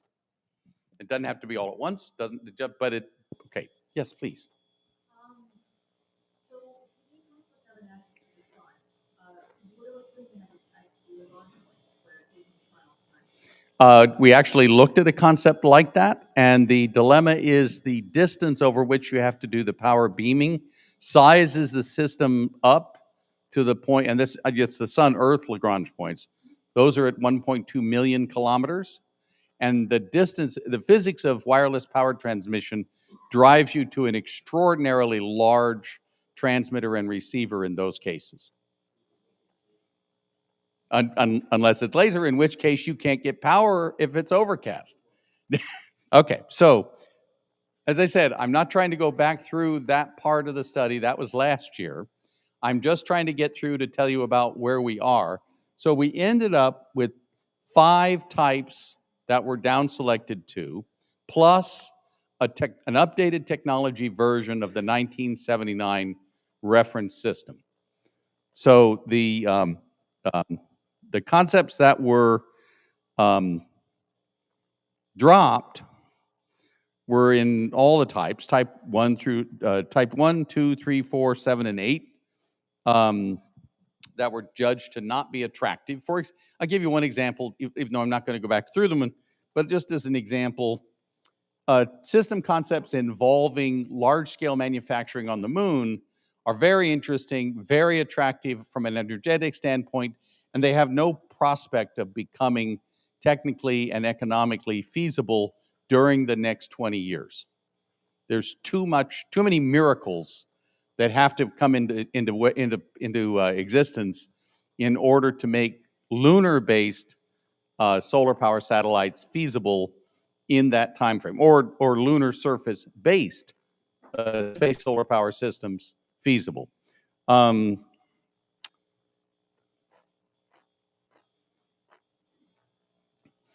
of the major drivers of these results, concept timelines and upfront costs. I just mentioned one of the examples of that. Market and economic issues, predictability and availability. Concepts that were vulnerable to the weather did poorly in the assessment. I was trying to get down to about a half a dozen. Concept of operations issues. This was raised in an email from Rick Tumlinson. He said, who in the world would want to invest in a $10 billion asset that could be taken out with a pebble? So high voltage, single points of failure where a bad actor could take you down with a pebble. But suddenly this came up in the spring of last year. That became a criteria and was applied carefully. There are lots of concepts that are out there that have single points of failure where you have very small areas on the order of a meter where a gigawatt is passing through a square meter at tens of kilovolts. And that's just, so they got dropped. Technology challenges. So lots of very excessive technology challenges were a negative. Health and safety, things that were going to cause large amounts of grief terrestrially and with the public, or actually harm birds. We recognizing that wind turbines are anathema to raptors and to night predators. Nevertheless, they're established, and people don't look when they sweep up the bodies every couple of days from around the base of the wind turbine. But we're not like that. We're coming in fresh. And so if space solar power is going to compete again in the marketplace, it cannot be frying migratory endangered birds. Okay, these are the 5+1. Oh no, that's your greatest fear, but that's not what comes up with the public. I agree with that being that's the greatest concern, but that's not the fear. So these are the 5+1. There's the updated technology, size to 1 gigawatt, 1979 reference. There's the Chinese high voltage, but not super high voltage, modular multiple rotary array concept. That's this one. There's the direct illumination sandwich concepts, which include the gravity gradient SPS that Japan is looking at, which is dual side. It's got RF transmitters on both sides of the sandwich, not just one. And 3 of the sandwich plus reflector, including alpha, SPS alpha, Leucitis, the 2024 version of Leucitis. So, and the 2024 version of Cassiopeia. I'll mention now, but it'll come up again in a moment. Let me see if I can, well, they all sound similar and they all have these similar characteristics. These are what if you're looking up at it from Earth, this is what the wireless power transmission system looks like for these 5+1 concepts. There are a couple that are just a simple planar phased array. They're fairly small. There's the Chinese concept, which is a strip, 10,000 meters long and 200 meters wide. There's alpha. There's the bifacial Japanese sandwich module. Got RF on both sides, PV on one side. That is, no, it's got PV on both sides. It's got PV on both sides. No, it's got RF on both sides. Sorry, RF on both sides, PV on one side. So it's a big square. There's the transmitter for Cassiopeia, which at one orientation looks like a curved hourglass, like a DNA helix section. And if you turn it the other way, then it looks like a prune, or like a a diamond, a warped diamond. I'll show you in a minute. And then there's Leucidas, 2024 version, which had 3 satellites in a Molniya orbit to provide continuous power. Each one provides 500 megawatts. So you've got 2 of them in use at any given time. One of them is on the close part of the orbit and doesn't provide any power during the 4 hours of, or 8 hours of its 24-hour cycle. So when I first did this slide, I was really surprised. I had not, even though I've been working with them for months at that point, I hadn't realized that the chosen concepts looked so differently in terms of their RF, their power beaming configuration. I'm not going to go through the technology readiness and risk assessment results. That's another 3-hour conversation. But for the down-selected concepts, these concepts, none of them appear to have any showstoppers. All of them ended up using microwave wireless power transmission at different frequencies. I'm going to go through more of this, and I've already talked about some of it. The one that had the highest area technology risk was and continues to be the 1979 reference system, simply because of its extremely huge and very high voltage power management and distribution system. The technology area by technology, the lower to moderate risk areas or technology ready, lower to moderate TRRA risk. So they get higher readiness and lower risk. Things like ETO launch are all shared, so that's common. Based on the most recent failure of Starship, people would say it's a higher risk. But as soon as there's another player doing reusable launch, and the Honda just flew a booster, reusable launch is going to be a fact of life. But nevertheless, the WPT receiver, they're all microwave receivers, they're all rectifying antennas. That's low risk. Long-lived space systems, if there's maintenance, is comparatively low risk. I don't know how long Voyager 2 has been operating. 30, 40 years, 45 years. So it's not you have to design for it. It's not a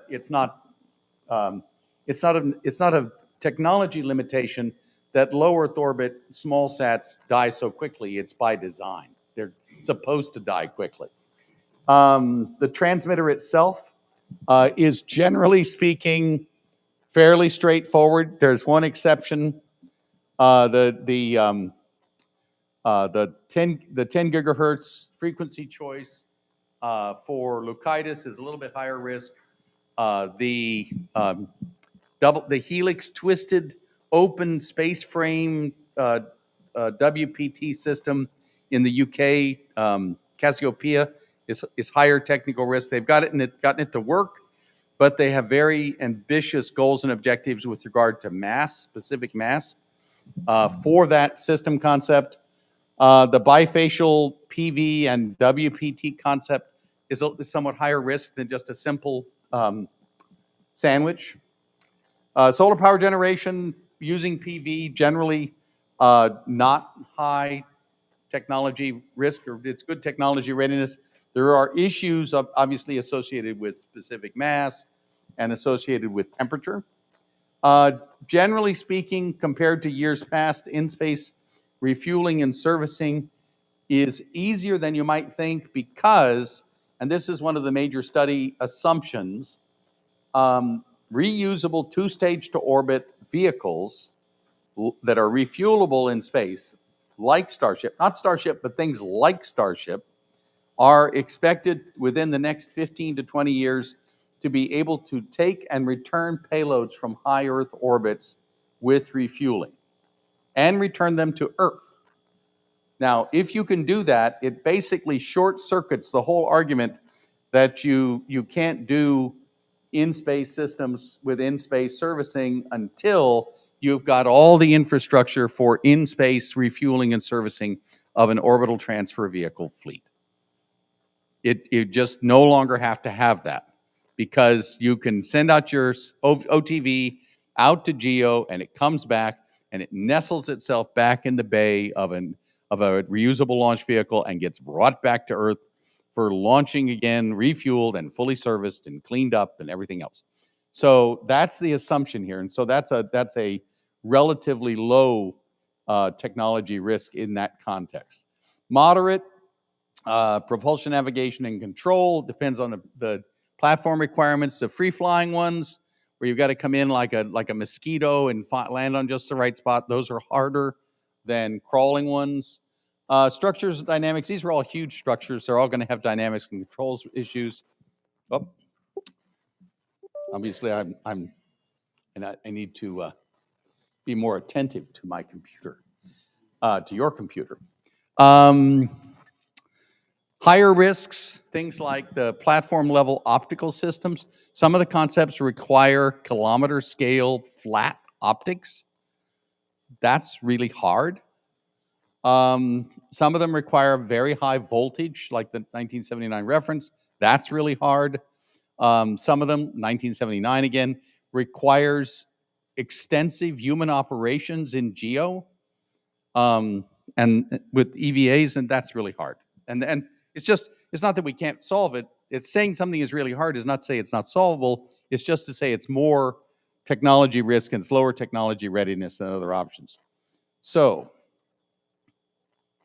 with that, here are the one. Oh, this chart's in the wrong spot. I'll come back.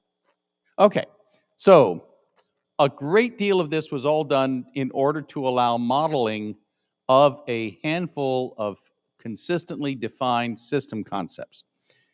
The intention is to develop models and then to do mass and design estimates that allow trade studies where input variables are adjusted. Things like the learning curve for mass-produced systems, things like the launch cost, things like the efficiency on either wireless power transmission or solar power generation or other things.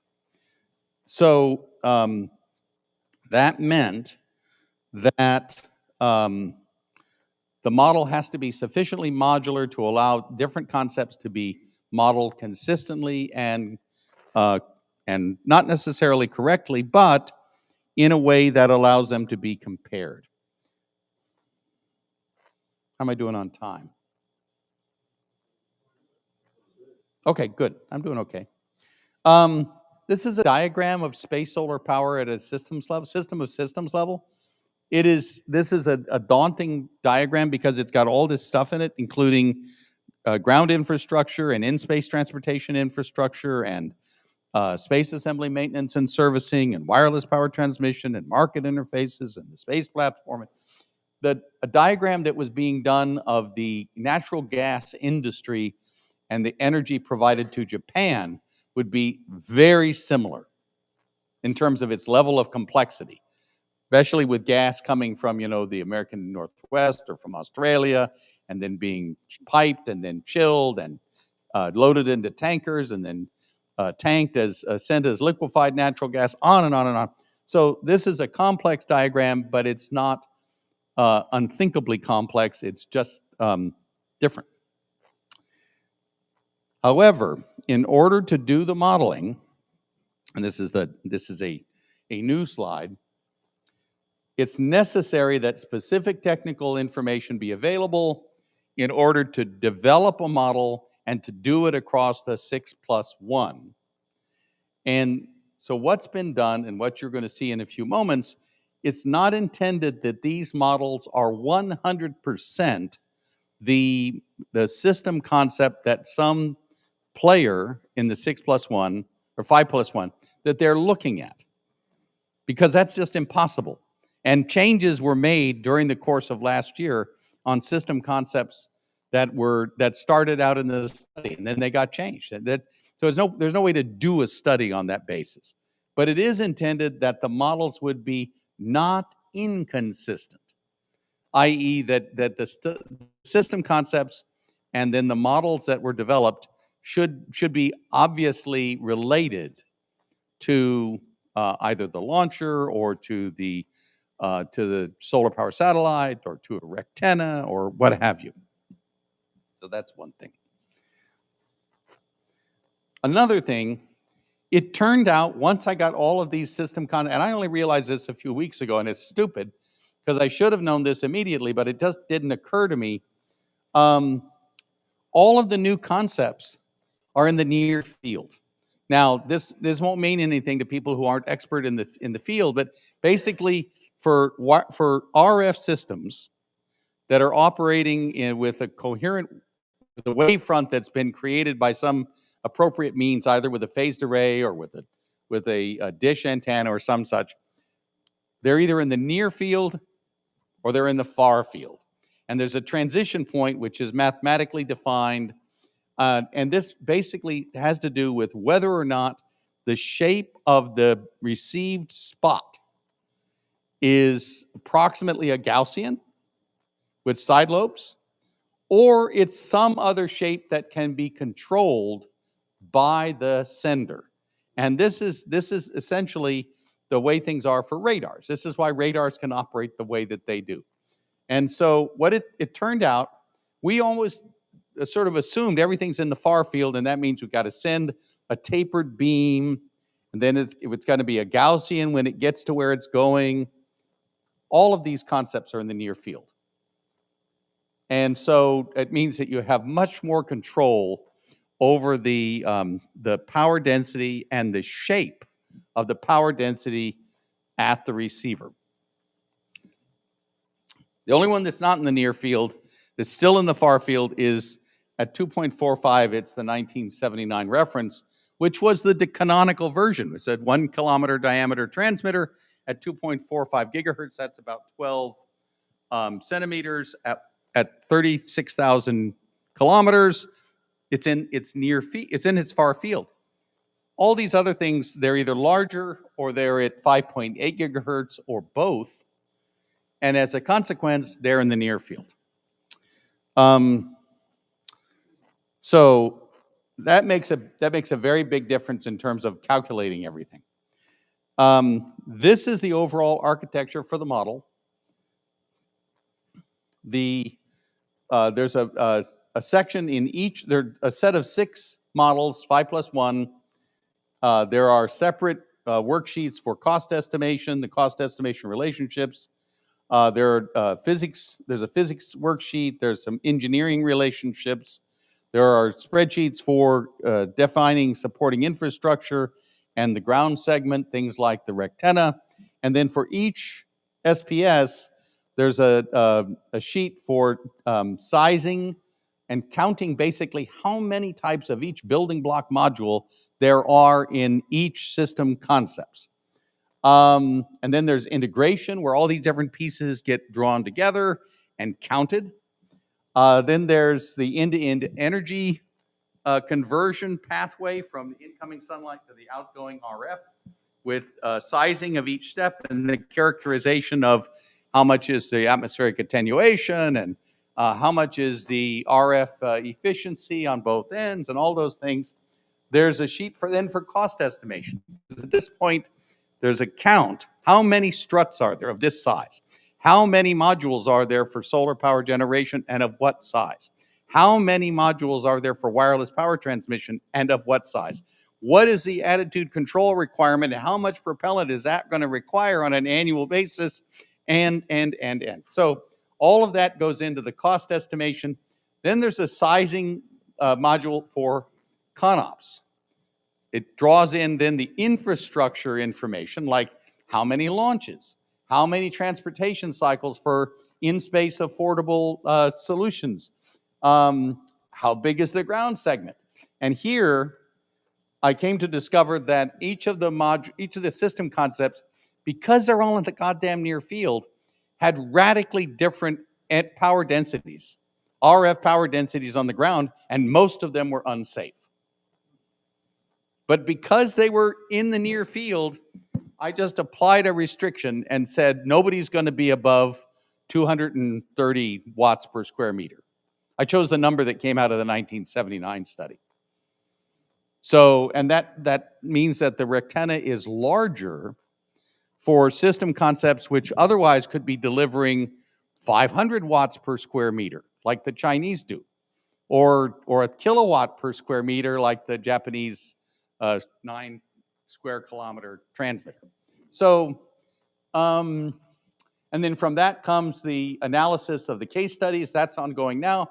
Where I'm gonna, once everything is lined up and everything is ready to go on each of the 5+1 modules, then I'm gonna go through and I'm gonna vary all of them at once, RF power transmission efficiency, PV conversion efficiency, life cycle manufacturing learning curve, cost to launch, and then get the results with the sensitivity curves on each of the 6.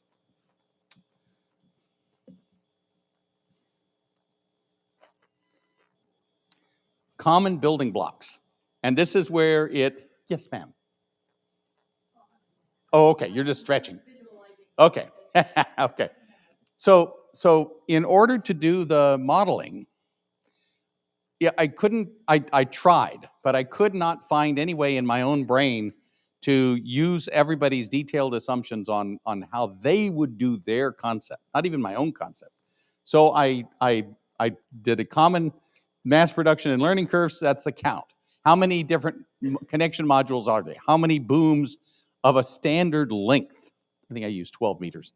And I got short booms and long booms. And just how many shorts and how many longs? I got reflectors where there's a reflector. I've got RF transmitters where there's an RF transmitter. I've got, and so on. 2 fundamental approaches to in-space transportation: solar electric propulsion and refuel your LOX methane 2-stage to orbit booster, and then it takes you where you want to be. Common boom and connectors, standardized tether systems. If you use tethers, I got a standardized tether, mass, specific mass, and deployer, and connectors to the structure. I've got, everybody gets disposed of at the end of life. Nobody stays in orbit. Every single concept has to be removed from the field at the end of 45 years. Everybody gets a standard 45-year life cycle. Ground segment. Everybody is sized so that and adjusted so that the RF is not dangerous. Yes. Oh, I bring them back. Yeah. Every single one of them gets returned to Earth. Not just, well, no, they get brought back. Because I've got this whole system set up to bring back modules when they need to be repaired and maintained. Now, if later on there's an industry to do that kind of stuff in GEO or in an L1 point or something, that's fine.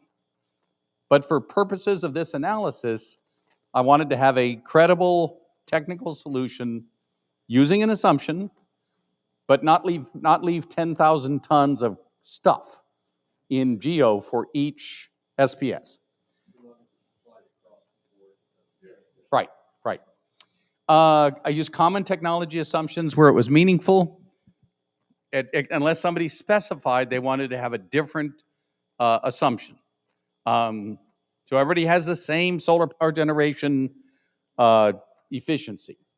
Everybody, except for one, which wanted to be different. That's Leucitis. Leucitis wanted to have 20. So I gave Leucitis 20. And that changes the sizing because you're going to generate 2 gigawatts on board.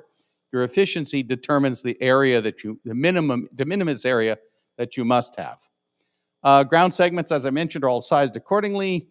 Structural masses, everybody gets the same mass of so many kilograms per meter, or so many grams per meter for the structures. All the new concepts are in the near field. So this is how it turned out in terms of the 5+1. 2 of them have long distance PMAD. The larger PMAD, that's the Chinese concept and the reference. 4 of them have only local PMAD. 1 of them has no reflectors, and the other 3 all have reflectors. All All of them were deconstructed according to the same work breakdown structure. They start out with the overall SSP concept, and then they're parsed into the space segment. Within each space segment, there's a space segment assembly class. So there's a thing, and then each one of those assemblies is made up of modules. This is to allow me to do the cost, the sizing and the integration. I'm going to have so big a structure, I'm going to make it out of the following 3,000 struts. And each of the 3,000 struts has 3,000 connectors. It's Tinker Toys.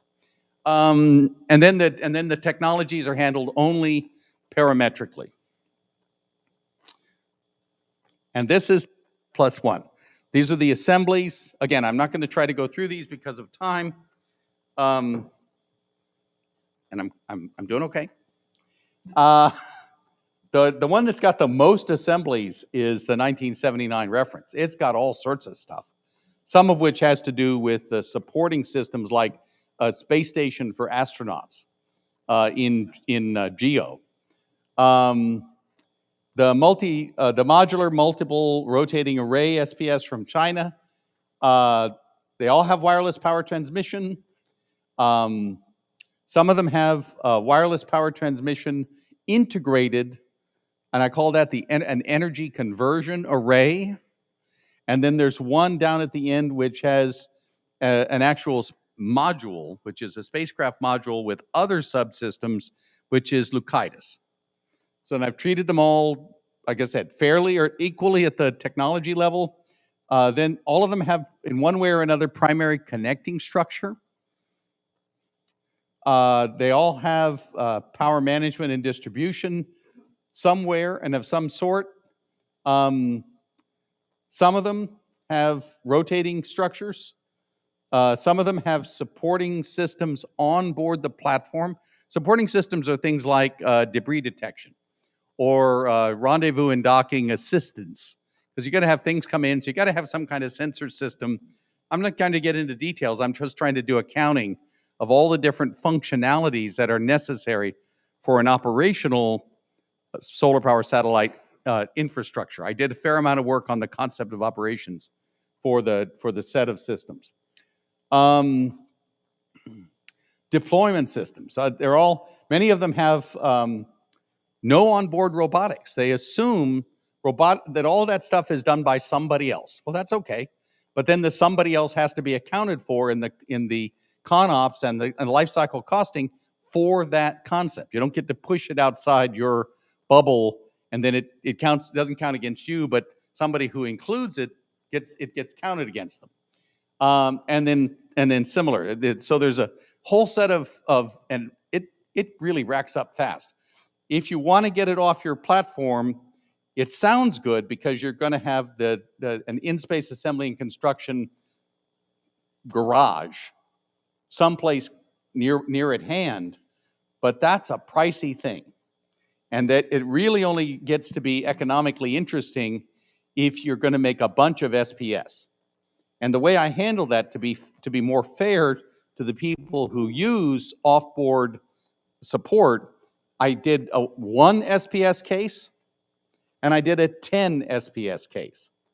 I didn't do 12 or 32 I just did 1 and 10 so that I could see the variation in the numbers if you had all of your upfront costs attributed to a single gigawatt versus 10 gigawatts. Did you assume a realistic mass balance between the robot and whatever the robot? Oh yeah, absolutely, absolutely. And not just, and the number of robots.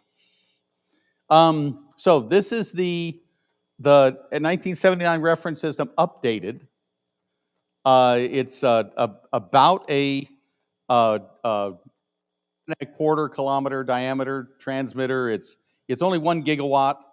The RF array is sized for the Earth to ground, the space to ground transmission. The RF array is sized for generating 2 gigawatts of voltage in space. For each one, there's a set of slides that are going to be summarized with write-ups in the report that'll say, where is it? Does it have concentration, or is it concentration ratio of 1, so it doesn't.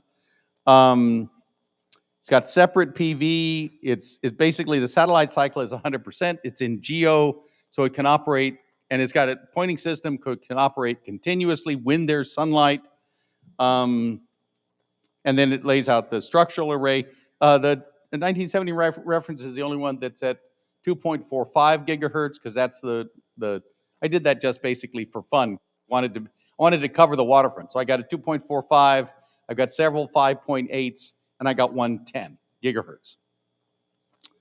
Everybody delivers 1,000 megawatts of electricity, and I characterize and specify the end-to-end WPT efficiency. This just shows how it tracks with the assemblies. Information is basically the same. Shows the, it's about the same. And when you get the slides, you will notice that there are some variations in parameters that they really should be the same. That's just an artifact of the fact that the slide was produced at a different point in when I was doing the analysis over the last 6 months. It's not a real difference.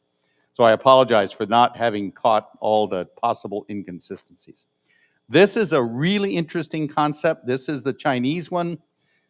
This is the MMR, where you can see it's 10 kilometers long, and it's got these 200 meter long PV arrays, and instead of bringing all the power together into a centralized array, which is how the concept in South Korea does it, instead they simply have this one long transmitter, and of course it produces this footprint on the ground by nature. This is what it wants to produce.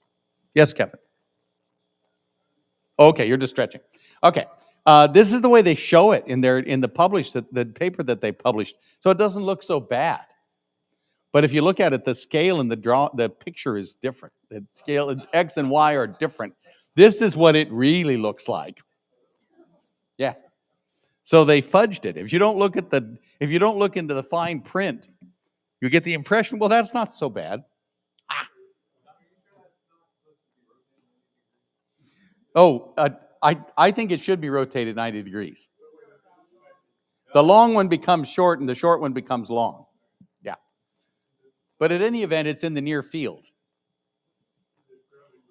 No, well, this one is, each piece is gravity gradient, but it's gravity gradient in the sense that a knife is gravity gradient. It's not a very good gravity gradient. And it's a gravity gradient that changes during the course of the orbit. So, and I should mention, I accounted for the gravity gradient nature of each satellite and whether or not it had 3-axis stability or gravity gradient. And then I accounted for the propellant load difference for gravity gradient versus non-gravity gradient platforms. It's a resolution issue. So looking from left to right, it shows that there's no. Yeah. But there really are. So this is the way that this looks. A little more detail. This is the platform look, and this is just the same thing. This is now the 1 gigawatt version of the bifacial sandwich module concept, delivering 1 gigawatt. It's 3 kilometers by 3 kilometers, and at 5.8 gigahertz. This is the tethers. They were estimated at being something like 20 kilometers. For purposes of modeling, they are 20 kilometers. I simply sized it so that there was one set of tethers for each 100 by 100, 10,000 square meter panel that was put up. That's just a modeling assumption, but not inconsistent with what's been published on the concept so far. It has a lot of energy storage because it's only delivering power about 60% of the time. And I should mention that when the sun is coming to the PV through the forest of tethers, even though the tethers are tiny, there's 20 kilometers of them times hundreds and hundreds of them. So there is a bit of shadowing on the PV cells that diminishes the end-to-end energy efficiency a bit. But as you can see the diagram. So this is SPS alpha. You're going to hear more about this tomorrow. It's also a reflector concept. It's a reflector with concentration. I'm not going to go through this today because I'm going to talk about it in the separate briefing tomorrow. This is Cassiopeia, my version of Cassiopeia, not their version of Cassiopeia. This is the one view with it like an hourglass. This is the other view where it's like a helix.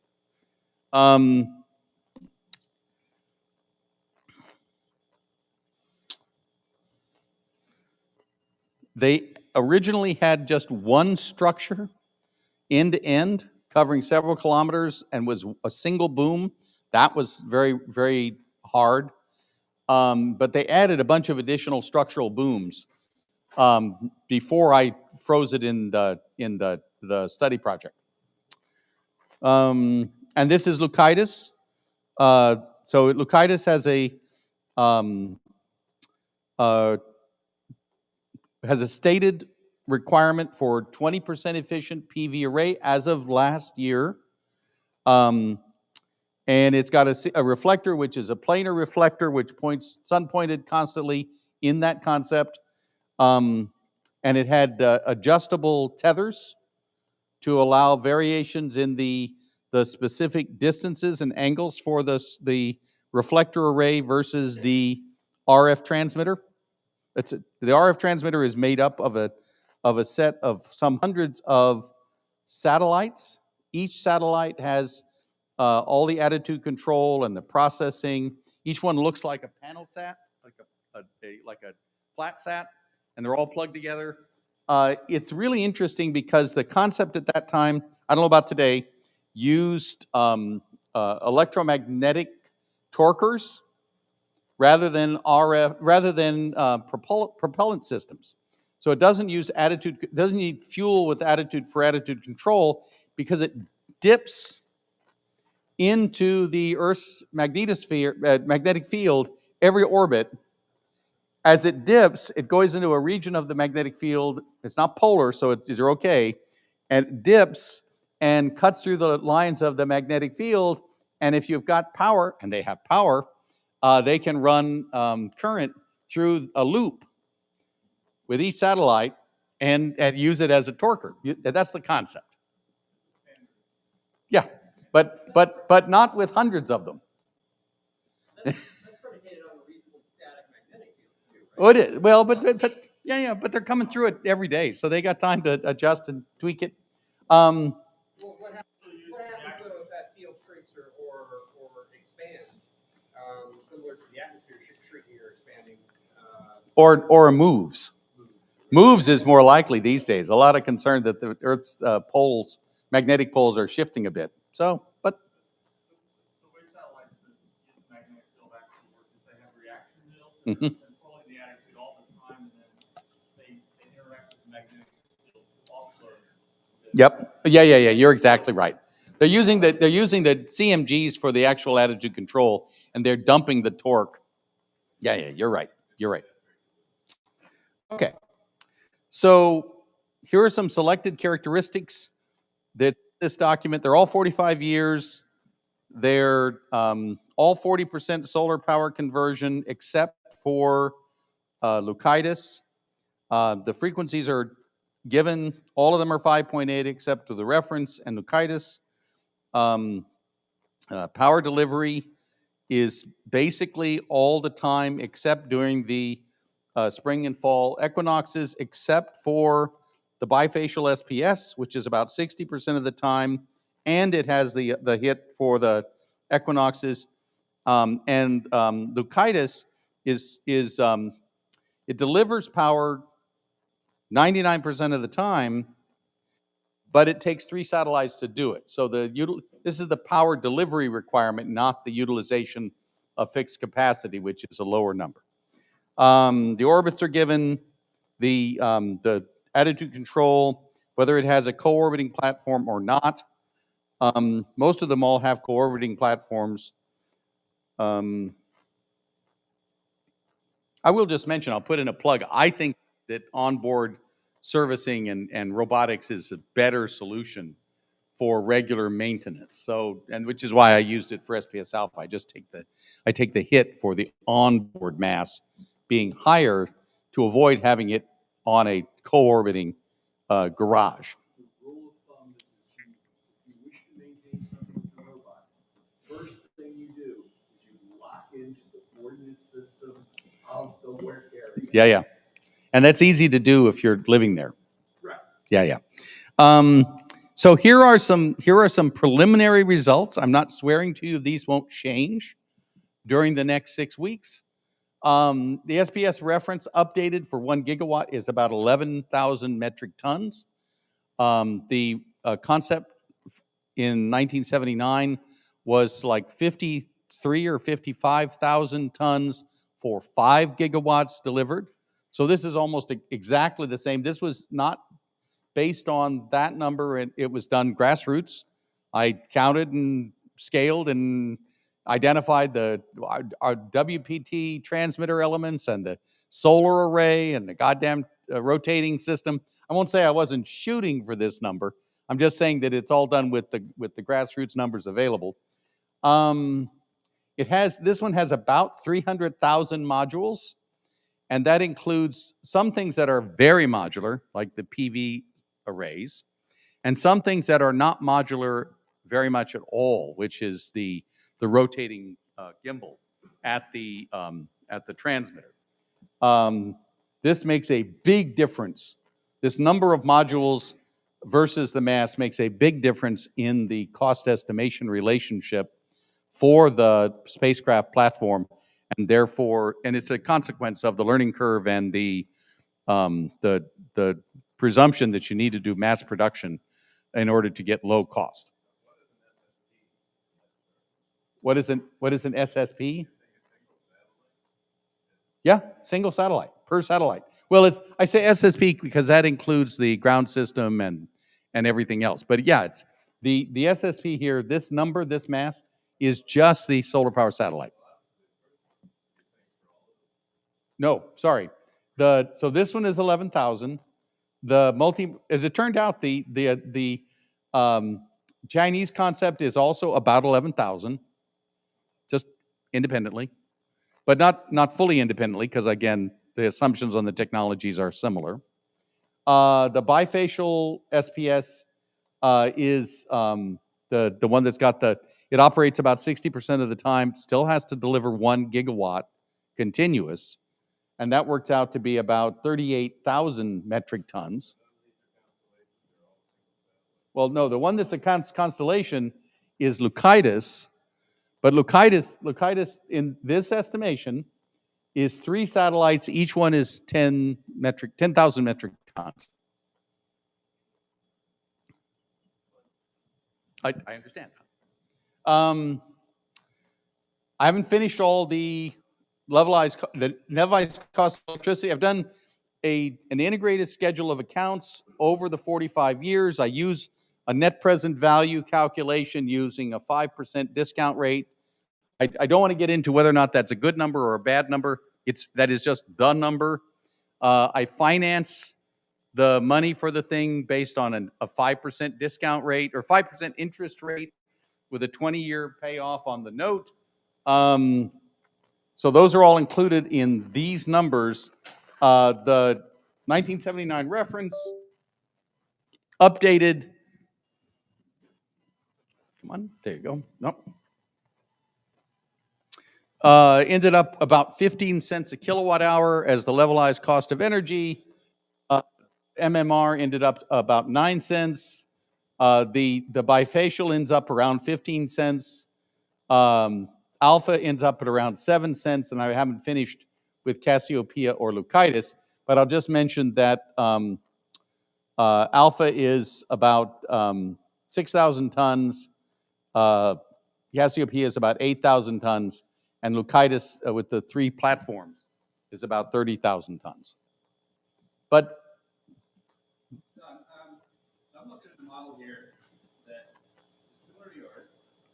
complexity, and it's coming up with numbers just saying it's close to $166 per kilowatt hour. For which model? For which model? For all these sorts of models, right? Okay. This uses more realistic numbers for things like launch costs and solar panel efficiency. The biggest, everything is going to be documented. Everything will have sensitivity curves. You're going to be able to look into the report and see what did what. But I have to say, realistic estimates for launch costs 10 years ago were $20,000 a kilogram. Today, they're $3,000 a kilogram. And the realism from Airbus, the realism from Arianespace has not changed. They're still at $20,000 a kilogram. So except that it's no longer true. No, it's still true for Arianespace.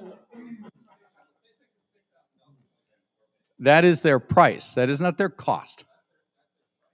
That is not their cost. I'm doing cost here. I'm doing cost.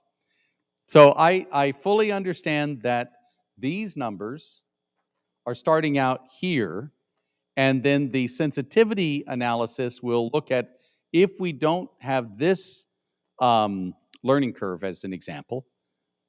If we go a better learning curve, it'll go like this. If we have a worse learning curve, it'll go like that. And everybody can see what the variations are. That's all I'm going to do. This was an example. This was an example. I do this. I'm doing the same thing for Earth to orbit transportation costs. I'm doing the same thing for the efficiencies of the different system components in the energy conversion food chain. I'm doing this. So all I'm saying is this is the methodology.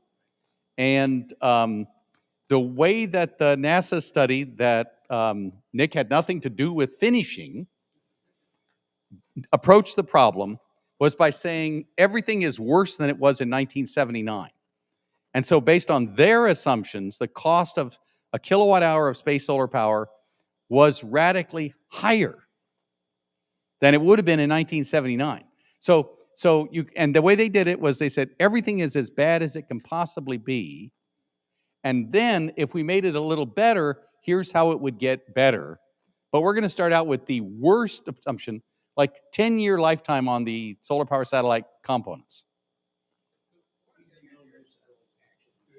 And they don't do that.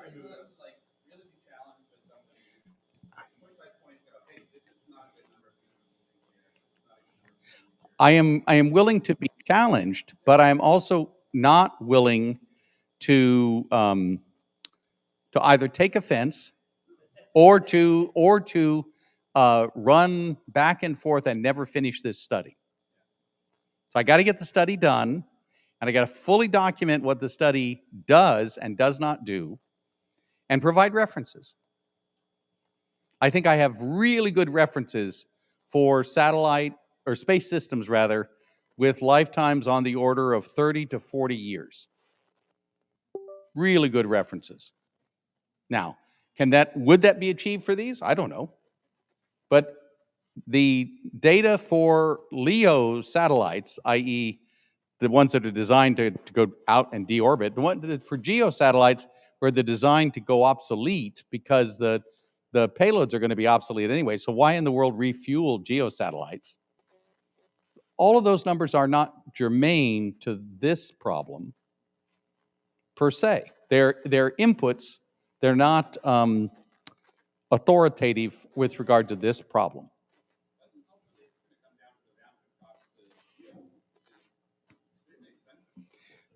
Today, and I understand the issue of how much it costs to get the GEO with a conventional launcher, even a reusable booster, and an expendable conventional propellant upper stage. And that's why I'm not using that. I've got two concepts that I mentioned, solar electric propulsion and refueled LOX methane two-stage to orbit. I'm going to spell all that out. I've run all the calculations.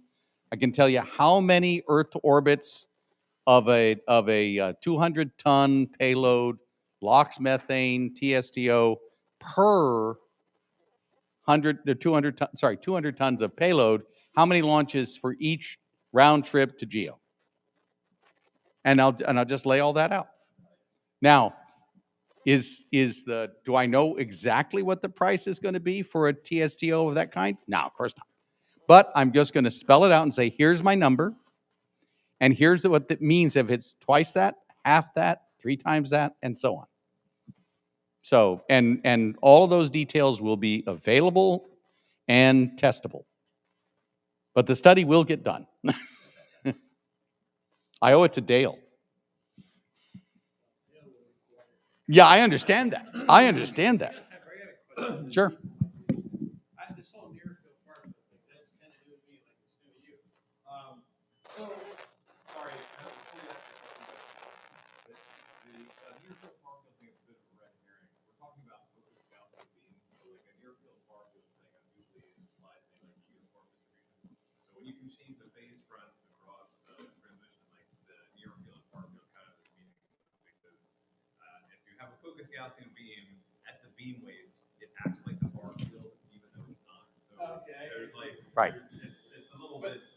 But setting aside that excellent point, if you're artificially assuming that there has to be an impact on the power density from the near field versus far field, and that might mean the Chinese thing, for example, has to run at a lower power density than they otherwise would. The question I'm saying is, suppose someone, hypothetically, a competitor was indifferent to the risks, like they're indifferent to all kinds of other risks, like say crashing hydrogen second stages.